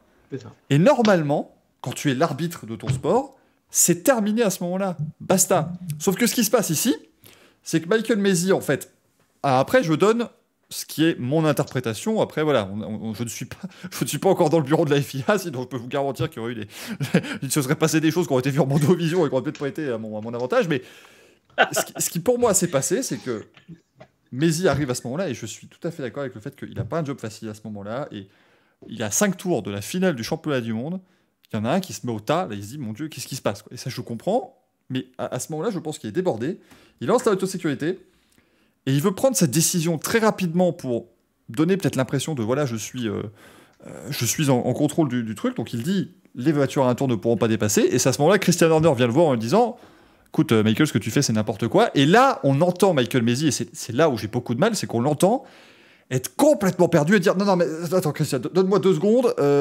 Moi, d'abord, ce qui m'intéresse, c'est de gérer l'incident. Mais dans ce cas-là, moi, je suis d'accord. Gère ton incident en piste. Et ce qu'il aurait dû faire, selon moi, c'est faire en fait l'ordre des choses, c'est-à-dire gérer l'incident en piste, et une fois qu'il est sûr que tout est praticable, comment on fait le restart, comment on organise le truc. Mais il a voulu d'abord organiser son restart, donc il l'a fait. Mais ensuite, Red Bull est venu gueuler, ce qui peut être vu comme étant à raison, parce que bon, ça fait des années maintenant que cette règle existe, et pour la première fois, on ne l'appliquerait pas comme elle est censée être faite. Donc je peux comprendre qu'il soit pas content à ce moment-là. Et ensuite, parce que Red Bull est venu râler, machin, il commence à faire ce truc. Et c'est ça reprend en fait le côté marchand de tapis qu'on avait vu à Jeddah, ça reprend un peu tout ça pour moi. C'est-à-dire qu'il prend une décision, mais il va se contredire 2 secondes après parce que, voilà, ceci, cela. Mais encore une fois, moi je reconnais qu'il était dans une situation impossible. Parce que si ça se termine au safety car, les fans râlent parce qu'on les vole. Si ça se termine comme ça, c'est terminé là, vous voyez ce qu'on est en train de faire. Et s'il met un drapeau rouge, on peut aussi dire que ça n'est pas une équité sportive parce qu'on relance sur un coup de dé comme à Bakou. Vas-y, Valu. Et surtout, si on met un drapeau rouge, ça veut dire que Red Bull, qui a fait une meilleure stratégie que Mercedes en prenant le risque de faire arrêter Verstappen une deuxième fois, se retrouve floué puisque Hamilton a le droit de changer ses pneus et de mettre des softs neufs. Donc en fait, il n'y a aucune décision dans laquelle Masi pouvait prendre une décision qui paraissait juste. Et c'est un peu le problème. Parce qu'on dit qu'il aurait dû mettre un drapeau rouge dès le début. Non, parce qu'au moment où Latifi sort, oui, il y a beaucoup de débris, mais il y a quand même plus de la moitié de la piste qui n'est pas jonchée de débris. Et on sait qu'un tour sous safety car, c'est quasiment 2 minutes 50 à peu près. Donc ça laisse largement le temps au commissaire de dégager la voiture, nettoyer la piste et qu'on reparte avant la fin de la course. Quand il voit que ça prend un peu plus de temps, il pourrait mettre à ce moment-là le drapeau rouge, mais Verstappen s'est déjà arrêté. Et du coup, ça fait du favoritisme pour Hamilton. Donc en fait, il n'y a plus de bonnes décisions. Le problème, effectivement, on en revient toujours au même point, c'est qu'il sait s'influencer. Et déjà, quand Giovinazzi sort et qu'il met une VSC, on entend une communication où Wolff lui dit s'il te plaît, Michael, ne mets pas de safety car. Donc on voit que ce n'est pas depuis la fin. Et si Horner le fait, il a totalement raison. Je pense qu'il a aussi entendu que Wolff s'est plaint sur la VSC précédente et il dit apparemment ça fonctionne, donc moi je le tente. Et en fait, effectivement, il met Masi dans une situation de panique, littéralement. Mais ça, on en revient au problème que moi je pense de Masi, c'est qu'il n'est pas apte. Il est perméable à la pression et du coup, quand il y a une décision à prendre sur une seconde à l'autre, il n'est pas capable de le faire parce qu'il se sent trop sous pression. Et c'est déjà ce qu'on disait la semaine dernière. Et en fait, du coup, il n'y avait pas de bonne décision. Et c'est un peu le problème. La situation n'était pas. Enfin, il prend cette décision qui paraît pas bonne. De toute façon, il en aurait pris une autre. C'était pas bon non plus. Il n'y avait pas de bonne décision, à part mettre un drapeau rouge au moment où le crash a lieu. Mais encore une fois, sur le moment, c'était pas justifié non plus. Donc ça paraissait quand même bizarre. Moi, je pense qu'il aurait pu mettre la safety car. Il leur dit c'est la procédure. On n'a pas pu dégager la voiture à temps où il fallait faire des vérifications et la saison se termine comme ça. On n'aurait pas râlé non plus sur la conclusion parce que Hamilton avait 11 secondes d'avance sur Verstappen, donc à la régulière, il était premier. Et c'est comme Brésil 2012. C'était la meilleure des situations où il pouvait juste se mettre derrière le règlement en disant écoutez, moi je l'ai mal lié. Le règlement dit ça, je peux pas. Voilà. Le problème, c'est que là, il a prouvé qu'il peut un peu justement manipuler le règlement comme il veut et ça. C'est toujours pareil, c'est la fébrilité de Massy, comme le disait Manu, dans la chaleur. On l'a bien vu lorsqu'il oublie Ocon dans ses calculs de position de piste à Jeddah. C'est quoi cette voiture bleue C'est qui, lui ? C'est pas un jeu facile. Ouais, mais l'Alpine avait une livrée différente aussi. Elle était bleue et verte. C'est vrai. Le point G a dit qu'il va faire un gros burn-out, et c'est un point véritable parce qu'on est au bout de 22 Grands Prix. Il doit aussi inspecter des Grands Prix comme à Jeddah. On pourra peut-être y revenir, mais il y a aussi des solutions à trouver à la FIA pour alléger la charge mentale énorme qui pèse sur le directeur de course. C'est pour ça que moi je pense... Ouais. Il y a une solution qui a été annoncée par exemple par Ross Brawn à la presse allemande, mais qui n'est pas encore officialisée, c'est qu'à partir de l'année prochaine, les directeurs d'équipe n'auront plus de liaison en course avec Michael Massey. Voilà, c'est terminé de pouvoir faire du lobbying comme ça auprès de la directeur de course. Et je pense que déjà, ça résoudra une bonne partie des problèmes. Et la deuxième solution, c'est faire comme McLaren propose un calendrier alternatif pour faire un Grand Prix sur 2. On peut s'y mettre un directeur de course sur 2 sur les courses parce que sinon ça fait trop de déplacements, trop de pression mentale. Il faut aussi de la fraîcheur pour décider. Ouais, Michael pourrait faire un directeur de course, une course sur 2 là. Oui, puis en plus, mais du coup, ça marche plus parce que comme les équipes peuvent plus communiquer, parce que ça aurait été pratique si je le remplaçais, ils auraient juste appelé Michael tout le temps, donc voilà, il y aurait pas de souci, tu vois, c'est facile. Vas-y, Manu. Non, moi je pense que le problème c'est que déjà il faudrait un seul directeur de course. En fait, il est race director et qui dirige la course et que le reste soit fait par quelqu'un d'autre ou que lui fasse autre chose. Parce que moi je trouve que le fait que les équipes puissent parler au directeur de course, quand le directeur de course fait des conneries comme ça arrive souvent cette année, c'est bien. Parce qu'en fait, il faut aussi le mettre devant ses responsabilités. Quand il prend une mauvaise décision, il faut que quelqu'un lui dise. Parce que là, sinon, les 3 personnes qui l'accompagnent vont rien dire et lui il va avoir l'impression de tout faire tout bien tout le temps. Et ensuite, ça se jouera dans les tribunaux, ça se jouera en appel, ça se jouera chez les commissaires. Et en fait, c'est pas bon non plus.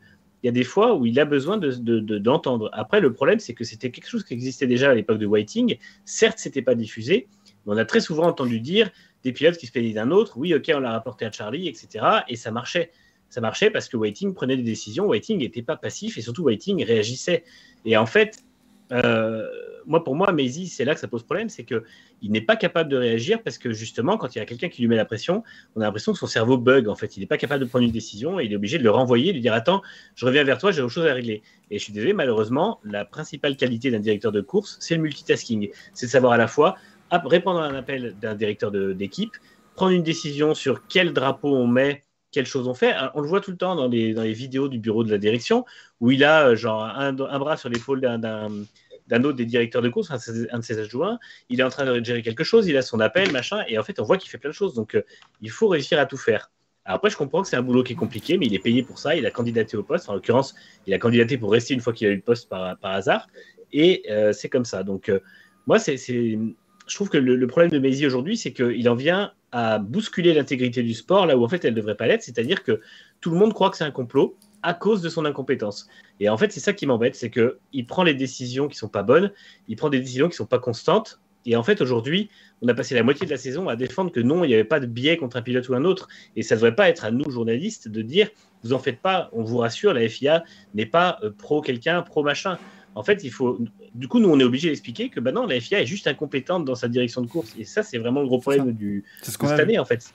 Et voilà, et pour moi, encore une fois, on aurait un Whiting ou équivalent, quelqu'un de plus compétent, même s'il faisait des erreurs, même s'il y avait des doutes, des choses comme ça, ce serait quand même beaucoup plus clair et on en reviendrait à quelque chose de plus sain au niveau des équipes et de la direction de course. Et là, pour l'instant, ce ne sera pas le cas tant que Maisy sera là, même si on coupe les communications avec les équipes. On l'a vu hier sur Twitter, moi j'ai trouvé ça extraordinaire. Donc, fin de course, les tendances, c'était Nicolas Latifi, on comprend, il a littéralement joué, il a fait l'accident qui a créé la situation. Et Michael Maisy. C'est ça, moi, on était dans la pire situation possible, c'est que Michael Maisy était en tendance monde. C'est-à-dire qu'il était dans les 3 sujets les plus parlés dans le monde entier, parce que c'est lui qui a pris la décision, c'est lui qui a créé ce foutoir. Et c'est vrai que c'était finalement le plus bel exemple, parce que on s'en prend honnêtement plein la figure, tu le dis Manu, hein, mais à longueur de temps de dire non mais arrêtez, la FIA est pro Mercedes, c'est bon, c'est la mafia, machin, arrêtez de nous prendre pour des guignols. Bah non, parce que si je peux vous dire, bah non, la FIA elle est pro Red Bull, regardez ce qu'ils ont fait hier. Mais en fait non, on est tous d'accord sur un truc, et c'est ce qui fait peut-être que finalement les réseaux sociaux étaient très calmes après le dénouement de la course, c'est que ça n'a pas été l'un ou l'autre qui a fait une connerie, ça a été un ennemi commun, la FIA a fait n'importe quoi, et donc maintenant t'as les fans de Verstappen qui sont très contents, mais limite désolés pour les fans d'Hamilton, et les fans d'Hamilton ils sont dégoûtés, pas contre Verstappen, mais contre la direction de course. Je peux te citer un autre exemple pendant la course, mais avant, pour la Virtual Safety Car notamment, qui a quand même duré un petit bout de temps. Verstappen et Perez en ont profité pour s'arrêter. Ça a duré, et ça a presque duré jusqu'au moment où Hamilton allait se présenter à l'entrée des stands. Sauf qu'elle a été retirée à ce moment-là. Et là, on a dit non, voilà, FIA pro Red Bull, il retire la Virtual Safety Car juste avant qu'Hamilton puisse rentrer dans les stands. Et du coup, lui aussi, il ne peut pas répliquer à Red Bull. Alors, est-ce que c'est... comment aller défendre après la théorie du complot là-dessus qui va prouver que la FIA, effectivement, a retiré exprès la Virtual Safety Car juste avant? Je suis désolé, moi j'ai pas d'argument pour dire aux gens vous avez tort ou vous avez raison. Là encore, je suis comme toi, c'est qu'effectivement, on est sur de l'incompétence au bout d'un moment. Donc, il faut vraiment que cette partie qui doit être reprise par le nouveau président de la FIA, puisque Jean-Claude quitte ses fonctions cette semaine, mettre vite de l'ordre là-dedans. Parce qu'on ne peut pas avoir un directeur de course qui peut se laisser influencer par n'importe quel directeur d'équipe, aussi influent soit-il, que ce soit Mercedes, Red Bull, des énormes sociétés qui comptent dans le monde. Certes, la Formule 1, c'est en grande partie grâce à ses sponsors, à ses constructeurs, à ses grandes sociétés. Mais la FIA doit pouvoir reprendre en main ce genre de choses et mettre du coup à la place des gens compétents. C'est ça, parce que techniquement, le patron de Michael Masi, c'est le patron de la FIA. Jean-Todt, ce qu'il a fait hier, c'est tweeter bravo la FIA, vous avez été formidable, merci à toute l'équipe. Mais est-ce que Jean-Todt a tweeté quelque chose par rapport à la F1 cette année ou parce que finalement, j'ai l'impression qu'il a tweeté par rapport à la FIA. Mais... Pour la mort de Max Mosley, je crois, ce genre de choses. Pour l'hommage qu'on lui a rendu à Jeddah, merci, c'était gentil, j'ai trouvé ça sympa, mais voilà, moi, c'est ce qui m'énerve le plus. J'ai eu des messages genre ça fait plaisir de te voir rager. Moi, je ne rage pas vis-à-vis du titre de Max Verstappen. C'est super pour lui. Il le mérite. Ça a été une saison extraordinaire. Les deux le mériteraient. Et dans un monde idéal, les deux ont le titre, hein, franchement, parce que ce qu'ils ont fait chacun était extraordinaire. Mais moi, je rage effectivement contre la FIA, quoi. Contre Michael Masi. Ça me fait quasiment plaisir. Ça fait 6 mois que je vous le dis. Donc ça y est, maintenant c'est fait, au moins c'est vu. Mais il va falloir, moi je suis désolé, si à Bahreïn 2022 il est encore directeur de course, je ne comprends pas. Je sais pas ton avis toi Paul là-dessus, parce qu'on a beaucoup, c'est beaucoup emballé, mais c'est... Alors, si j'ai 2 secondes, pour juste revenir, je voulais dire un truc sur la safety car, si j'ai 2 secondes. J'entendais ce que tu disais Manu, et je suis 100% d'accord avec toi, que le drapeau rouge ça aurait été non justifié parce que pas suffisamment de danger en piste, et injuste envers Verstappen. Moi, finalement, pour moi, ça aurait peut-être été finalement la solution la plus équitable. Pourquoi ? Parce que certes, ça faisait bénéficier d'un arrêt gratuit à Hamilton, mais d'un autre côté, ça lui faisait fondre son écart aussi. Il avait plus d'avance. Et en fait, j'aurais préféré qu'on ait les 4 ou 5 derniers tours où tout le monde est en soft, tout le monde est sur un pied d'égalité, pneu neuf, et on fait un mini-sprint de 5 tours. Hamilton, il a quand même l'avantage de garder sa position en piste, même s'il a perdu son avance. Et pour moi, ça aurait été finalement bien plus équitable de faire ça que de faire relancer une course pour un tour, avec un pilote en pneu hard de 40 tours contre un pilote en pneu tendre de 1 tour, c'était beaucoup moins équitable. J'entends ce qu'on dit que c'était pas forcément justifiable, mais est-ce que relancer la course pour un tour avec un tel déséquilibre entre les deux premiers, sachant qu'on avait fait dépasser que les 5 pilotes intercalés entre les deux leaders, c'était pas... Donc voilà, il n'y a pas de solution parfaite, vous l'avez tous très bien dit. Mais en fait, moi... Paul, tu as un super point, moi je trouve. C'est qu'en fait, il peut peut-être y avoir une règle pour ces fins de course, en disant, voilà, il reste 5 tours, il reste 7 tours, 8 tours. S'il y a un accident comme ça, on arrête systématiquement la course. On enlève cette putain de règle qui permet de changer de pneus sous safety car. Et tout le monde repart à égalité de la même façon. En départ arrêté. Ouais, mais du coup, Hamilton part en... Enfin, oui, c'est vrai que si on met le drapeau rouge directement, Verstappen ne change pas le pneu.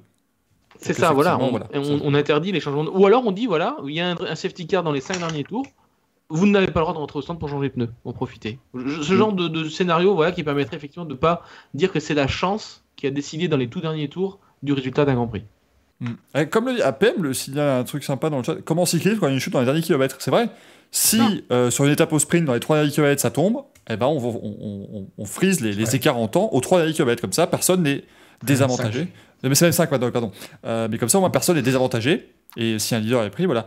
Effectivement, il faut peut-être, voilà. C'est dommage, en fait, d'une certaine manière, que le précédent, ce soit la lutte pour le titre mondial, quoi. C'est un peu. Si ça avait été un autre Grand Prix, en fait, ça se trouve. Voilà, peut-être que 3 ans auparavant, on aurait eu un Grand Prix qui se termine comme ça, on aurait dit ah bah peut-être, et ça aurait eu une influence différente sur ce titre ici. Mais vraiment, alors Prototon nous dit il y avait des commissaires sur la piste et les voitures qui passent juste à côté. Encore une fois, la voiture de sécurité est là pour ça. Sinon, mais tout ça pour dire que si on avait peut-être eu aussi les commissaires de Monaco, sans rien enlever à ceux d'Abu Dhabi, qui sont vraiment les meilleurs du monde, peut-être que la course serait repartie un peu avant, peut-être qu'on n'aurait pas eu ce drame des voitures qui ne s'inlapent, qui ne s'inlapent pas. Donc il y a peut-être aussi un sujet sur la formation des commissaires dans les nouveaux pays ou dans les pays qui n'ont pas de tradition forte en Formule 1. On nous dit au cyclisme, on frise de temps, mais le vainqueur d'étape, c'est pas le mec par terre. Non mais oui, vous comprenez, mais je veux dire, ça prouve on adapte les règles sur des situations très précises, évidemment, ce serait génial. Les 5 derniers kilomètres, tout le monde qui se frotte pour se mettre par terre, pour dire bah c'est bon, j'ai gagné. Good game, 1, 2, 3, soleil. Premier qui tape le sol, il a gagné, donc à un moment donné, ça a eu du spectacle. Mais voilà, après, encore une fois, on nous dit, on peut pas dire que Max a gagné par chance. Non, mais comment dire, en fait, c'est pas. Même Red Bull dit qu'ils ont quand même la chance. Ils l'ont dit, de toute façon, c'est vrai qu'à partir du moment où Red Bull, où Christian Horner dit, je lui ai dit à la radio qu'il fallait un miracle, le miracle est arrivé. Voilà. Il a mené plus de la moitié des tours cette année et 2 fois plus. C'est ça, sur la saison, encore une fois, il le mérite totalement. Mais c'est vrai que sur le déroulement. En fait, le truc, c'est que là où je peux comprendre que Lewis Hamilton les mauvaises, c'est qu'il a fait parfaitement tout ce qu'il fallait faire avec les règles telles qu'elles étaient au départ de la course. C'est en fait ça le truc, si vous voulez. C'est qu'on roule avec un règlement sportif qui est écrit comme il est écrit. Et à partir du moment où on le déroule comme c'est écrit, bah, il fait tout parfaitement dans le Grand Prix. Et même Mercedes, ils ne pouvaient pas l'arrêter, Hamilton. Sinon, ils perdaient à chaque fois la position. Ils n'ont fait aucune faute, ni Hamilton, ni Mercedes. Voilà, donc ils n'ont fait aucune faute et ils le perdent quand même parce que l'arbitre a décidé de réécrire les règles en cours de route. Et c'est ça, en fait, je pense, où c'est compliqué, Manu. Bah ouais, il y a un truc que je comprends pas, en fait, dans cette règle des pilotes qui ont le droit de se dédoubler. Alors, ce serait un peu moche pour eux, mais au bout d'un moment, ils sont en train de se prendre un tour. Est-ce qu'on ne devrait pas mettre tout le monde, ceux qui sont à un tour du leader, en fait, et ben on les refout en arrière de peloton, parce que comme ça fait, on les décale sur le côté de la piste. Ceux qui ne sont pas encore à un tour passent, et ensuite, on remet les gens dans l'ordre. Et c'est-à-dire que ça évite de devoir laisser passer les voitures, leur laisser prendre du temps, etc. Ça fait des années et des années qu'on perd des minutes complètes sous safety car dans chaque course où il y a une intervention de safety car, parce que il faut que les pilotes qui sont à un tour reprennent leur tour. Non, je suis désolé, ils sont à un tour, tant pis pour eux, ils y restent et on les met en arrière de peloton. Et comme ça, on perdra, 200 mètres, 300 mètres, où en fait on dit aux voitures, voilà, maintenant les voitures qui sont l'AP se mettent à gauche, celles qui sont encore dans le tour se mettent à droite, celles qui sont à gauche ralentissent, se mettent derrière la file et terminé. Ça prendrait et sur une ligne droite. Secondes, et sur une ligne droite, évidemment. Et ça prendrait 15 secondes. De toute façon, tous les circuits Tilke ont des lignes droites opposées, donc il y aurait le temps. Et comme ça, c'est réglé. Je veux dire, il n'y a vraiment pas d'autre solution. Et en fait, on n'en serait pas à... Parce que là, en fait, finalement, Maizy est déjà lent à la réaction sur l'entrée de la safety car, sur la décision, sur le changement de décision. Et en plus, la décision est lente à faire. C'est exactement pour ça qu'au moment où il change sa décision, il se rend compte que, en fait, non, il n'y a pas le temps. Parce que c'est vrai qu'au moment où il décide d'inverser sa décision et de reprendre le règlement, en fait, il se rend compte qu'il ne peut pas l'appliquer. Donc, il l'applique qu'à moitié. Et c'est ça qui est complètement con. Alors que s'il y avait finalement la possibilité de dire tous ceux qui sont à un tour se mettent à gauche et laissent passer les autres, et ben en fait, on aurait eu le temps d'avoir un final digne de ce nom. Et en plus, encore une fois, on ne perdrait pas autant de tours et autant de temps à chaque fois qu'il y a un safety car, ce qui est quand même très souvent cette année, puisque dès qu'il y a un incident, on met un safety car, et ce serait plus facile, quoi. Donc, ou les autorisés à se dédoubler plus tôt. Je veux dire, ils savent qu'il y a un incident, en cours de résolution quelque part sur la piste. Si on leur dit d'aller se dédoubler dès le départ, entre guillemets, ou pas tout à fait dès le départ, et que la piste est praticable pour le faire. Ouais, mais Imola 2020. L'an dernier, Imola, Stroll est à 2 doigts de fracasser un commissaire, et de même que Pérez est à 2 doigts de fracasser un. Parce qu'ils doivent bombarder pour rejoindre le peloton. Ils sont obligés de se mettre en rythme de course à ce moment-là, donc c'est compliqué. Et moi, je suis d'accord avec l'idée, effectivement, de dire, écoutez, vous êtes pris un tour, vous le gardez, enfin voilà, vous mettez derrière, et puis basta, quoi. Ça avait été retoqué parce que pour le live timing, c'était pas évident, et aussi parce que du coup, ils avaient un tour d'essence en moins, donc ils pouvaient attaquer plus sur les modes moteurs. Enfin bref. Oui, ils sont à un tour et ils gagnent l'avantage. Franchement, en fait, ce qui m'énerve avec la FIA, c'est très souvent le cas, et ça, c'est tout le temps que ça arrive. En fait, ils prennent des arguments en disant on peut pas faire ça parce que ça crée des problèmes, en gardant des règles qui créent des plus gros problèmes. En fait, c'est complètement con. Les mecs sont à un tour, oui, ils ont un avantage de carburant, mais ils sont à un tour quand même, donc tant pis. Et en fait, c'est dommage. Et en plus, comme tu dis, maintenant, les modes moteurs n'existent plus, donc il n'y a pas non plus, de miracle à faire de leur part. Donc c'est. Mais qui contacte la NASCAR s'il y a un problème de live timing. Je veux dire, ils arrivent très bien avec les voitures derrière. Si Jean-Todt revient en Formule 1, il aura son chronomètre autour du cou et puis il pourra le faire lui-même. C'est comme ça, tac, Latifi, c'est bon, voilà, il se met la fin. Mais vraiment, c'est incroyable. C'est vraiment, s'ils l'ont. Surtout l'argument technologique. Comment voulez-vous que les ingénieurs qui construisent des voitures hyper complexes comprennent que c'est pas capable de. Et puis on est en 2021, les live timing, c'est des transpondeurs, je veux dire, c'est pas compliqué. Quoi. Le chronomètre aujourd'hui, il time, nous on voit le millième de seconde, mais ils sont capables d'aller je crois maintenant c'est 5 chiffres derrière la virgule. Ça va quoi, ils devraient arriver à gérer avec une voiture qui se fait dépasser par les autres à un tour quoi. Ça me paraît quand même relativement simple. Cela dit, hier le live timing a rendu l'âme pour les 10 derniers tours. Donc, c'est ça. Ah bah il a vu le truc qui arrivait, c'est bon. C'était Netflix aussi. Netflix a débranché aussi. Donc, mais là où je suis aussi d'accord effectivement Manu, c'est avec le timing à chaque fois, parce que moi je me rappelle à l'époque quand c'était encore Charlie Whiting, quand il y avait un incident, un gros incident, c'était safety car dans la seconde. Et là, la première image qu'on voit, c'est Latifi, il est contre un rail, la voiture en travers de la piste. À un moment donné, il faut pas prendre 3 heures pour se rendre compte qu'il faut mettre une voiture de sécurité à ce moment-là, quoi. Enfin, ou peut-être une virtuelle safety car, mais encore, il est littéralement à l'endroit où les voitures sortent du virage. Donc non. Pour moi, c'est pas compliqué à prendre comme décision. Moi, je reviens à Bakou. Bakou, il met un tour. Il y a un crash dans la ligne droite. Le drapeau jaune, enfin, la safety car est mise quand les pilotes arrivent dans le dernier virage. On est littéralement à 15 secondes qu'il y a un gros carton en plus. Donc, c'est n'importe quoi. Enfin, honnêtement, c'est ridicule. Et en plus, il la met plus tôt et qu'il neutralise les voitures plus tôt, ça aurait permis justement de créer un chemin pour que les voitures ne passent pas dans les débris, ce qui n'est pas fait. Donc, à Bakou, il y a un vrai danger sur crevaison derrière. Enfin, bref. Et c'est que ça. Et à l'inverse, quand il ne prend pas le temps de prendre une décision, c'est comme en Turquie l'an dernier où il renvoie la qualif parce qu'il ne faut pas attendre une minute de plus, il y a encore une grue en piste. Je veux dire, il n'y a jamais de bonne décision de prise de ce côté-là. Et les seules fois où il y a un timing qui est avantageux pour lui, il fait une connerie. Donc, ce qui est fou là, je revois les images. Donc, quand Latifi se crash, Verstappen rentre dans la parabolique, virage 9. La safety car sort quand il arrive devant Latifi. C'est quasiment 15 secondes plus tard, quoi. Et encore, c'est l'un de ses timings les plus rapides, je trouve, effectivement, avec Michael Masi. Donc là, il a été un peu réactif. Mais voilà, encore une fois, je pense qu'on est tous d'accord pour dire que c'est dommage en fait qu'on ait à faire ce débat et à parler de tout cela, parce que c'est pas ce qu'on voulait. On voulait juste évoquer la très belle finale et puis voilà, le duel de titans. Mais là, malheureusement, il a pris son rôle et personnellement, je vous le dis, faut qu'il soit... Alors, après, effectivement, faut qu'il soit remplacé, c'est facile à dire, par qui ? Ça, voilà, maintenant, il faudrait trouver qui mettre à la place. Ça, effectivement, je vous dis, c'est pas simple. Et moi, j'ai déjà Silvia Bello, qui est la directrice des F2, F3, et qui, au moins, est déjà réactive et qui n'a jamais créé de controverse. Sébastien Vettel est disponible aussi. Alors, techniquement, pas encore, mais... Ah, il est champion du monde des dépassements maintenant, tu sais. Donc, depuis la voiture. Il a une nouvelle envie maintenant, donc il va rester pour encore 10 ans. Au Kimi Räikkönen. Là, au moins, il ne va pas de... Si t'aurais Toto qui gueule, hey, Kimi, what? Leave me alone. Je sais ce que je fais. C'est bon. D'ailleurs, Michael, toi qui es très attaché à ce fameux classement des dépassements, je sais pas si t'as vu que Vettel, à la fin de la course, il a demandé s'il avait gagné. Et ensuite, il a demandé quel était le prix. Il a demandé s'il allait avoir des bonbons pour ça. Ah oui. Il a dit, je sais pas s'il les a eu, ces bonbons. C'est ça, est-ce que j'ai des bonbons? Moi, j'avais quelqu'un sur le live qu'on a fait hier qui a dit, je propose qu'il gagne son poids en bitcoin ou quelque chose comme ça, ce serait formidable. Non, mais j'ai trouvé ça génial, justement. C'est le côté où les deux, Vettel et Alonso, ils en ont joué tout le week-end, où Alonso a dit maintenant il faudrait qu'on change de moteur, machin, enfin ça, j'ai trouvé ça génial autour d'un prix qui n'a absolument aucun intérêt. Il a quand même gagné un trophée, hein. Un trophée qui est pas beau. Rendez-vous compte, chez lui, il aurait préféré les bonbons. Surprise. Chez lui, il a 4 petits trophées de champion du monde miniature et il a le truc des dépassements de to.com. Ça fait un peu un titre de vice-champion pour Fernando. Lewis aussi a eu un titre ce week-end. Il a eu le DHL Fastest Lap Awards quand même. Il repart pas les mains vides. Ouais, déjà que un Grand Prix sur 2, il repart avec un pneu. Alors maintenant, en plus, il repart avec une petite coupette. Donc voilà, c'est formidable. On espère qu'ils vont encore nous créer des champions. Enfin, d'ailleurs, il y aura sans doute un nouveau titre aussi. Hein, le titre, le Grand Chelem, le champion du monde des courses sprint, machin, tout ça, ça va être encore, ça va être encore fabuleux. Hein. D'ailleurs, on est d'accord. Après, je pense qu'effectivement, peut-être que la fin de course a fait que ça a été empêché. J'ai trouvé dommage qu'ils aient utilisé pendant tout le week-end le trophée du champion du monde de Formule 1. Il était partout, c'était génial. Oui.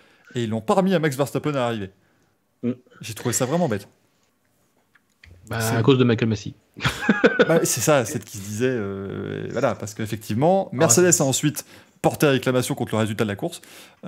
Encore une fois, que la réclamation n'ait pas été reçue, on vous rappelle ce qui s'est globalement passé. Ils ont donc porté réclamation à la FIA contre les agissements de la FIA. Donc bon, effectivement, ça avait peu de chances de passer. Mais globalement, c'était la première étape obligatoire. Après, il faut faire appel.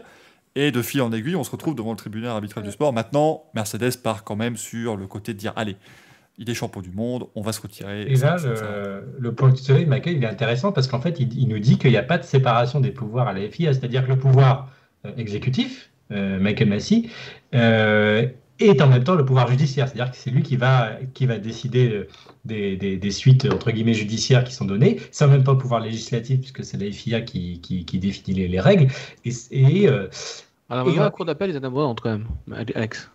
Comment ? Vraiment, la cour d'appel est indépendante.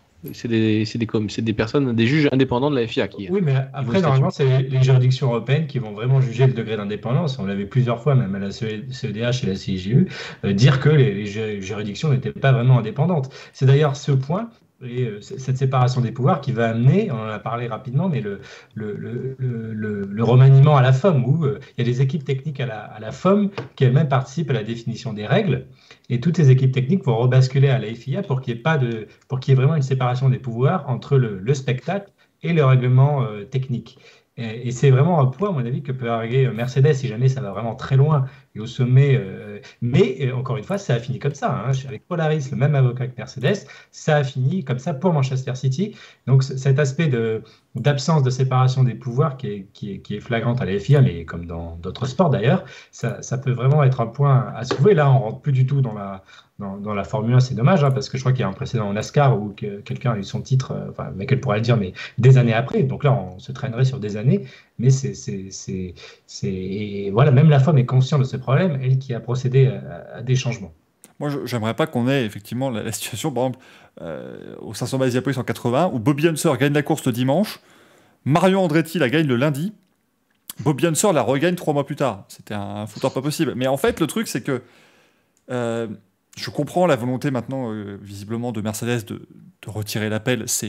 Ce ne serait pas beau de gagner comme ça. Mais en fait, j'aimerais réellement, moi, que ça aille au bout pour qu'on mette la FIA devant, pour qu'une juridiction extérieure mette la FIA devant ses soucis. Et voilà, qu'au moins, on puisse dire, bah, écoutez, vous avez merdé, on va pas rendre le titre à Hamilton parce que voler le titre à Max, il y est pour rien, le pauvre. Enfin, Max et Red Bull n'ont strictement rien fait.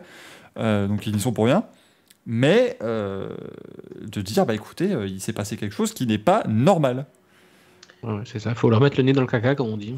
Le problème, c'est que si tu leur mets le nez dans le caca et qu'ils admettent leur faute, ils admettent aussi que le championnat du monde a été ruiné et que le champion n'est pas méritant. Alors qu'en fait, je pense que Wolff est un excellent politicien, on le sait tous, et je ne serais pas étonné que son acceptation, avec le fait qu'il a envoyé un texto à Verstappen apparemment, même s'il avait peut-être 3 grammes quand il l'a envoyé, on ne sait pas, mais normalement, il l'a félicité. Parce qu'on va en parler juste après, hein, mais ils étaient bien chez Mercedes. Hein. Mais normalement, il l'a félicité, et donc ça veut dire que Mercedes ira pas en appel. Mais moi, je pense qu'il se passe beaucoup de choses en coulisses de la F1, et que ça ne m'étonnerait pas que Wolff leur ait fait un pur chantage en disant, voilà, par contre, je ne vous mets pas le nez dans le caca officiellement, mais par contre, Maisie dégage. Et ça, je pense... Alors, ils mettront peut-être ça sur le compte du changement de président à la FIA et ce genre de choses. Mais pour moi, Maisie dégagera, et s'il n'est pas dégagé par la FIA d'elle-même, Wolff fera pression pour que ce soit le cas en disant, je vous ai fait une fleur, rendez-la. Le timing leur offre l'opportunité en or. Le nouveau président peut arriver et dire je fais table rase du passé et on rejoint, alors qu'en fait c'est juste il a été viré pour incompétence, mais c'est bon, c'est parce que c'était voilà. Maintenant je mets mes œuvres. Nouvelle ère. Il peut vraiment tout changer et c'est merveilleux parce que enfin voilà, il faut vraiment c'est plus possible. Alors on va quand même terminer sur une note plus légère parce que je suis désolé. Mais les vidéos de Toto Wolff avec 3 crânes dans chaque bras, j'ai trouvé ça extraordinaire parce que c'est vraiment le contraste. Rendez-vous compte que jusqu'à ça s'est fini tard dans la nuit où tout le monde était en train de dire ah mais c'est un scandale et nanani nanana et on était tous en train d'imaginer les 45 personnes chez Mercedes, tout le monde en train de s'enfermer en train de dire il faut qu'on fasse ça, c'est notre plan de bataille. Ça. Ils étaient tous en train de se vivre leur meilleure vie sur Freeform Desire de gala. C'était génial. Sachant qu'il a quitté le paddock super vite après l'officialisation, donc je pense qu'il allait vraiment se biturer la tête 4 secondes plus tard. Quoi. C'est son milieu, race. C'était bon, il y avait visiblement, je pense que c'est normal. Il y avait pas, on n'a pas vu d'image de Lewis, mais on peut vraiment imaginer. Moi, j'ai une pensée quand même pour lui parce que ça doit être infiniment compliqué. Et même quand on a eu 7 avant, perdre le 8e dans le dernier tour, ça doit être absolument affreux. Et je comprends tout à fait. Très classe aussi quand même d'avoir salué Verstappen après l'arrivée. Enfin voilà, je pense quand même qu'il a été, il a été très classe. Il n'a pas été affronté les médias derrière. Je peux comprendre. À un moment donné, il faut savoir redescendre un petit peu. Je pense qu'il a eu peur de ce qu'il pouvait dire aussi, parce que je pense que si quelqu'un l'avait cherché avec des questions, il aurait sûrement eu des mots qui auraient dépassé ses pensées. Et je pense que c'est exactement pour ça qu'il n'y est pas allé. Il s'est protégé de ça, je pense. Et il a quand même dit à la radio que c'était une manipulation. À chaud. À chaud. Je pense que c'est exactement pour ça qu'il est pas. En passant la ligne, donc on le pardonne. Ouais. Je pense que 180 ou 190 pulsations cardiaques par minute. Encore une fois, non mais voilà, parce que ça aussi, il y en a beaucoup qui ont dit tout à l'heure aussi, oui, mais Hamilton se plaint toujours à la radio de ça. Oui, mais à un moment donné, n'oubliez pas qu'ils sont dans le feu de l'action, c'est normal. Et que c'est aussi, c'est de bonne guerre aussi. Hein. Quand Perez fait ces choses, il est obligé de dire que c'est dangereux, parce que comme ça, comme on vous explique depuis tout à l'heure que le directeur de course reçoit à peu près 43 000 flux dans son oreille et que tout le monde le met sous pression, il faut dire ce genre de choses, c'est logique. Quand Verstappen et son ingénieur disent que ils laissent pas passer les voitures, évidemment, voilà, ils ont choisi leur côté, leur camp, c'est normal, c'est tout à fait normal. Faut pas oublier qu'il y a 18 zigotos derrière qui se battent et qui ont aussi des soucis à dépasser, et qui vont passer par l'extérieur et qui m'ont pas rendu la place. Et il n'y a pas que les deux leaders. Hein, mais imaginez, ça se trouve, juste avant le crash de Latifi, Mazzy, on reçoit un truc de Williams qui dit « Attendez, qu'est-ce qu'il a fait Schumacher » Qui Attendez, parce que... Non, mais on dit ça, n'empêche que personne ne se plaint des défenses dangereuses de Bottas. Moi, je dis ça, au moins... Il est propre, quoi, vu qu'il défend pas. J'espère qu'il y a des messages radio, en fait, où ils disent « Qu'est-ce qu'il fout ? Pourquoi je le passe si facilement ? Je comprends pas. » Ah putain. Il n'est pas pilote de F1 celui-là. Mais voilà, à un moment donné, comme le dit Fernand, ils sont sous adrénaline, tu peux pas poser voilà, ils n'ont pas le temps et c'est tout à fait normal. Maintenant, voilà, il a peut-être peur aussi à froid de ce qu'il pouvait dire. Vas-y, Manu. D'ailleurs, c'est pour ça que les ingénieurs parlent de manière si cool, notamment Bono, ou même l'ingénieur de Mick Schumacher qui lui dit c'est pas grave, tu as 3 tours, tu as 3 roues en moins, mais tout va bien. On vise tout pour l'an prochain. Une As avec 3 roues ira toujours plus vite qu'une As avec 4 roues. Ouais. Oh là, elle est plus légère. Elle est plus légère, c'est ça. Je pense qu'il devait être déçu chez As en fait quand ils ont vu malheureusement que Nikita Mazepin était positif. Ils se sont dit non mais c'est pas possible. Donc ils ont passé tout le Grand Prix avec la voiture dans le garage en train de se dire on pouvait pas. Moi j'aurais exprimé qu'on lui explose son moteur, faire quelque chose à ce truc là, c'est plus possible. Moi j'en ai marre. Se venger. Et puis Schumacher a été très propre aussi. Donc finalement. La nouvelle gestion du personnel par Mazepin. On contamine tout le monde au Covid, comme ça ils rentrent tous à la maison. Voilà. Vacances gratos. On ne fait pas face à la honte. Merci, on se barre un jour plus tôt. Merci Nikita. Mais c'est vrai que n'empêche, ça m'a. On a cette pensée. Enfin, quand on vous parle de cette biture totale de chez Mercedes là, après, il n'y a pas un masque. C'est voilà, tout le monde. Enfin voilà, on fait la fête. Et surtout, quand même, il faut rappeler que Bottas était en train de faire des bombes dans le port dans la marina d'Abu Dhabi, alors que les autres étaient dans le bureau des commissaires. Hein. Parce que la première vidéo de Bottas qui est en train de faire le con dans la marina, c'est avant que il y ait eu la première audience. Donc, c'est son plus beau. Tu vois, quand tu dis qu'il a fait aucun dive bomb, non, désolé. Au moins, mais c'est vrai que j'imagine. Mais c'était quand même extraordinaire. C'est Valtteri Bottas pour ça. Il en avait plus rien à faire parce que le restart, c'est une masterclass. Il fait quand même passer par 2 AlphaTauri. Moi, je suis désolé à un moment donné. Alors oui, il avait peut-être pas, il avait pas les bons pneus. Il avait pas les bons pneus. Enfin, il se gare à l'extérieur aussi au freinage. Hein. Et tout part de cette espèce de plongeon. Parce que oui, il le fait réellement, le dive bomb. Hein. Il plonge sur Sainz et sur l'Aston Martin qui a un tour. Alors oui, le truc est fait totalement de manière incontrôlée. Enfin, c'est un désastre absolu, mais il a plongé, ce qui fait qu'il a une mauvaise accélération. Et puis derrière, il se fait passer par Tsunoda, par Gasly, par tout le monde. Heureusement, finalement, qu'ils n'ont pas laissé passer plus de voitures, parce que sinon, il y aurait peut-être eu toute la file derrière qui était prête. Et il aurait fait 10e, on n'aurait pas... On se serait demandé comment c'était possible. Mais vraiment... voilà, c'est tout s'est passé. Et en fait, honnêtement, quand on parle aussi des commissaires, parce que c'est très facile pour nous devant notre télévision, voilà, on n'est pas. Mais je pense que le vrai truc qui dit tout, c'est que tous les pilotes sont sortis de là en se disant qu'est-ce que c'est que ce truc. Il n'y en a pas un qui a compris ce qui s'est passé dans les 5 derniers tours. Et si eux ne comprennent pas, je pense qu'on peut quand même donner du crédit à leur parole à ce moment-là. Ah bah, on a fait une petite compile aujourd'hui sur Next Gen. Ils sont tous montés au créneau.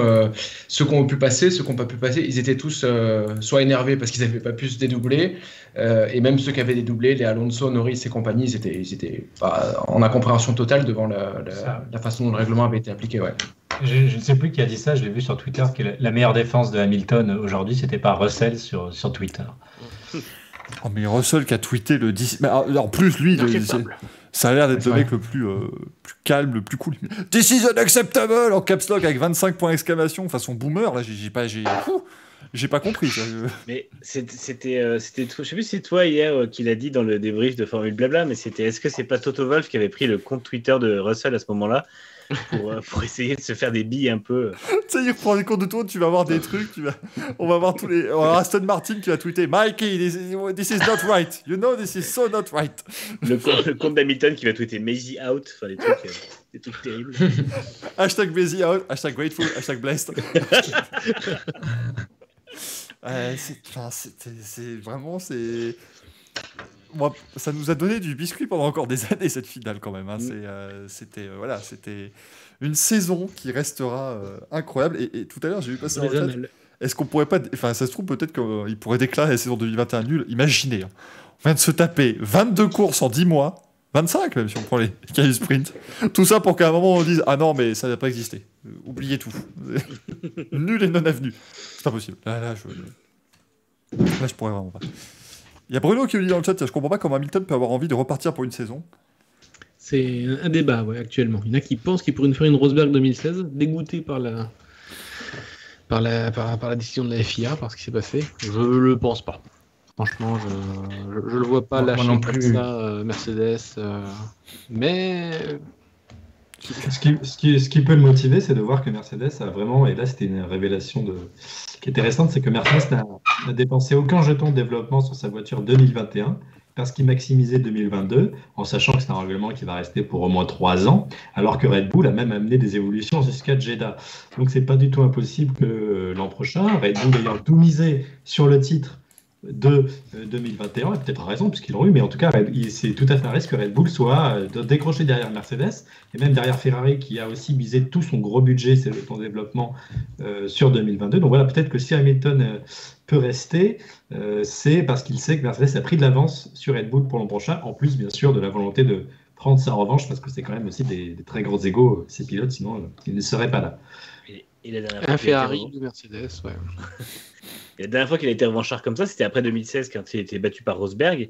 Et on a vu en 2017-2018 qu'il a étrillé la concurrence sans faire d'erreur en piste, ou en tout cas pas en course. Donc effectivement, s'il revient de la même manière avec le même état d'esprit, il sera très très fort et il faudra compter sur lui immédiatement, sous réserve qu'aucune équipe n'ait vraiment fait des pas en avant. Mais je pense qu'il sera largement devant Russell. Je pense Attention à Alpine parce qu'ils ont un plan. Comme Elle plane. Alors là, franchement, s'ils sont 12 et 14 sur la grille de départ à Bahreïn, mais alors là, je vais personnellement distribuer les baffes. Je vous préviens tout de suite. Ça va être incroyable. Mais c'est vrai que je pense que pour Hamilton, ce qui est très important maintenant, c'est de digérer. Je pense que c'est ce qui fait d'ailleurs de se mettre de côté totalement. Parce que à chaud, moi, j'aurais compris. Il aurait pu complètement sortir de la voiture et dire c'est bon, je me casse. J'aurais pu le comprendre. Le problème, c'est que si tu dis ça après, bon, Nigel Mansell était le spécialiste pour annoncer sa retraite et puis un mois plus tard dire mais non, allez, je déconne. Rassurez-vous, j'ai signé avec Williams. Mais vous imaginez Liberty Media la gueule qu'il ferait si Lewis Hamilton fait ça, parce que Lewis Hamilton c'est comme la figure, la star de la F1, la star mondiale. Il serait obligé de rappeler. Je veux dire que là, il faudrait qu'il sorte les rames quand même il faudrait sortir les rames pour le faire revenir, hein, parce que ce serait quand même un sacré camouflé pour le championnat. Bah en fait, le truc, c'est que je pense qu'effectivement, là parce qu'on l'avait évoqué avant, ça commençait à se dire, s'il gagnait le 8ème, est-ce qu'il partirait pas, comme Rosberg, tout ça. Mais on était tous plus ou moins d'accord pour dire que ça n'arriverait pas parce que c'est pas dans sa mentalité. Mais là, il y a le sentiment de se faire voler, en fait, à mon avis, qui doit à un moment donné exister. Enfin, c'est pas. Et là, je ne dis pas il a raison, il a tort, mais quand ça se passe de cette manière-là, c'est normal qu'à un moment donné, tu y penses, en fait, je pense. Tu es obligé de te dire, comme en 2016, il pouvait se sentir un peu volé parce qu'il y a eu la casse moteur, tout ce genre de choses. Mais là, c'est vraiment l'instance dirigeante qui, en 3 secondes, l'a fait passer de... Parce que franchement, ce qui se passe, c'est que quand Maisie annonce les voitures doublées ne repasseront pas, il devient champion du monde, Hamilton, à ce moment-là, quasiment. Le titre est quasiment fait. Et 2 minutes plus tard, on lui dit non, c'est bon, t'es plus champion du monde. C'est quand même un ascenseur émotionnel qui est absolument affreux. Il y a aussi qui peut jouer. Il a répété toute l'année que le titre constructeur était à ses yeux plus important que le titre pilote. Bon, il est servi. Il y a aussi le fait que son engagement en F1 est plus important que le simple pilotage, avec son engagement pour la diversité et l'égalité qu'il a lancé. Donc il y aura peut-être aussi une volonté de rester en F1 aussi pour ces raisons-là. Et autre chose, tu viens de le rappeler, Alex, déjà il a encore un contrat de 2 ans, il faut quand même le rappeler, même si Rosberg aussi avait prolongé de 2 ans à l'époque. Mais il y a autre chose de super important, c'est que la prochaine saison, elle commence dans à peine 90 jours. Je vois pas Hamilton, en fait, alors peut-être que lui, il n'a plus rien à prouver en F1 et qu'il s'en fiche, mais je pense pas qu'il s'en fiche et qu'il voudra pas laisser non plus Mercedes dans une situation mauvaise, en fait, parce que Russell arrive, d'accord, mais si Hamilton s'en va, il n'y a plus de leader chez Mercedes. Il y aura peut-être un autre bon pilote, mais il y aura plus de pilotes expérimentés, et je pense pas qu'ils vont dire à Bottas, bon, reste finalement, s'il te plaît, Valtteri, pour former George. Donc, Fred Vasseur, il y a non. C'est quoi ça? Piastri. Non, mais du coup, Toto Wolff, il n'y a pas encore des pilotes qui managent ou quelque chose qui pourrait faire monter vers Mercedes. Il mettrait un pilote australien pour contrer Massy. Piastri. Moi, je m'étais dit, pourquoi pas, alors on est dans la fiction pure, hein, mais il fait revenir Ocon dans le giron Mercedes et Piastri est promu chez Alpine aux côtés de Alonso. Ça aurait de la gueule. C'est vrai. Oh, le pauvre Oscar Piastri qui se retrouverait pour sa première saison face à Fernando Alonso qui dit regardez, je vais coller 4 dixièmes au rookie là, alors c'est qui le meilleur. Ocon, ça reste le dernier à avoir battu Verstappen lorsque Verstappen luttait pour un titre en F3. Donc il sait comment faire. C'était en 2014 hein, du coup, quand il avait 12 ans, Max Verstappen. Parce que c'est vrai qu'on n'en a pas en parlé, mais c'est le 5e pilote le plus jeune de l'histoire à remporter le titre. Et c'est son premier titre en monoplace. Oui, oui, puisqu'il a fait simplement la saison de F3 du coup, avant d'arriver en F1. Si je dis pas de bêtises, donc premier titre en monoplace, il est champion du monde de Formule 1. D'ailleurs, j'ai trouvé ça très, très beau ce qu'il disait aussi, après avoir justement digéré ce titre, et après avoir pris la mesure de tout ça, il a dit voilà, j'ai accompli tout ce que j'avais à accomplir en F1. Je trouve que c'est fort en fait, à 24 ans, de pouvoir se dire ça, mais il a ensuite ajouté que ça ne changeait absolument rien au fait que maintenant, il va conduire libéré, il va vouloir prendre d'autres titres, ça fera du bonus, et puis voilà, mais au moins, c'est vrai qu'il pourra, lui, avoir le sentiment de se dire que sa carrière, elle est réussie. Et Prototon souligne un très bon point. Personnellement, j'en suis ravi. Il va avoir le numéro 1 sur sa voiture l'an prochain. Enfin. Et ça, c'est génial. Vendre d'autres casquettes. Ouais. Ah, on va pouvoir...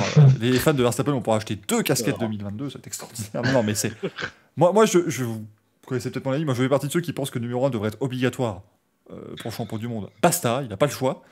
Mais ça va faire du bien. La dernière fois d'ailleurs que le numéro 1 a été porté en Formule 1 sur une course, parce que je vois les petits malins nous dire à Abu Dhabi, les essais libres, tout ça, non, sur une course, c'était déjà sur une Red Bull, c'était Sébastien Vettel en 2014. C'est la fameuse course au point doublé d'ailleurs. Oui, effectivement, oui, c'était Abu Dhabi 2014 où Williams a marqué 66 points en un Grand Prix, record qui n'a jamais été battu. Rendez-vous compte. On n'aurait rien changé les points doublés d'ailleurs qui n'avait. C'est vrai.